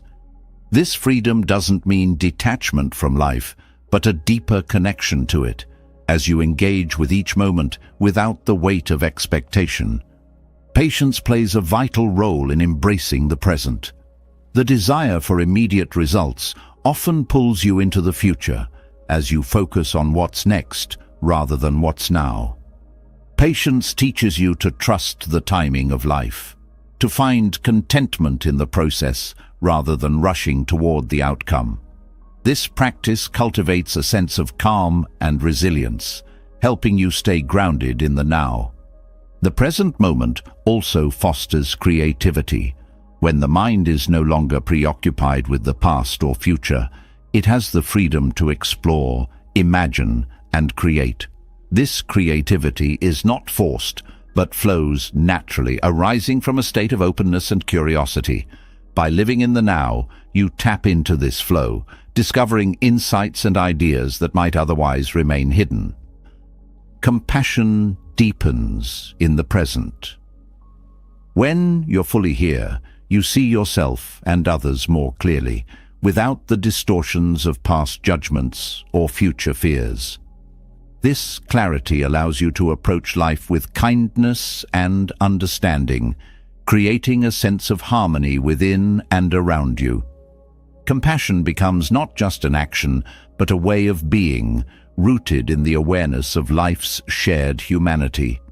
Living in the present is a practice, not a destination. It requires constant attention and intention, as the mind will always try to pull you elsewhere. Each time you bring yourself back to now, you strengthen this practice, building a foundation of peace and clarity that grows over time. This effort is not about perfection, but about presence, a willingness to engage with life as it is. The beauty of the present moment is that it holds everything you need. Peace, joy, understanding, and growth are not things to be found elsewhere. They are here, waiting for you to notice them. By living in the now, you free yourself from the burdens of regret and worry, creating space for a life that is rich, meaningful, and deeply fulfilling. Anxiety loses its power when you embrace the timeless wisdom of Buddhism, which invites you to see fear for what it truly is, an illusion of the mind. By living in the present, letting go of attachments, and understanding the impermanence of all things, you create a foundation of inner peace. Fear no longer controls you when you face it with patience, compassion, and a deep trust in life's unfolding. These lessons are not just teachings. They are tools to reshape how you experience the world, offering freedom from the weight of worry and opening the door to a life of clarity and purpose. If these lessons resonated with you, share your thoughts in the comments below. Which of these teachings spoke to you the most? Have you already started applying them in your life? Let's build a community of shared wisdom and growth together. And don't forget to subscribe to the channel for more content that uplifts, inspires, and guides you toward living your best life. Click the bell icon so you never miss out on new videos. Together, we'll keep learning, growing, and stepping into the calm confidence that comes with living without fear. See you in the next video.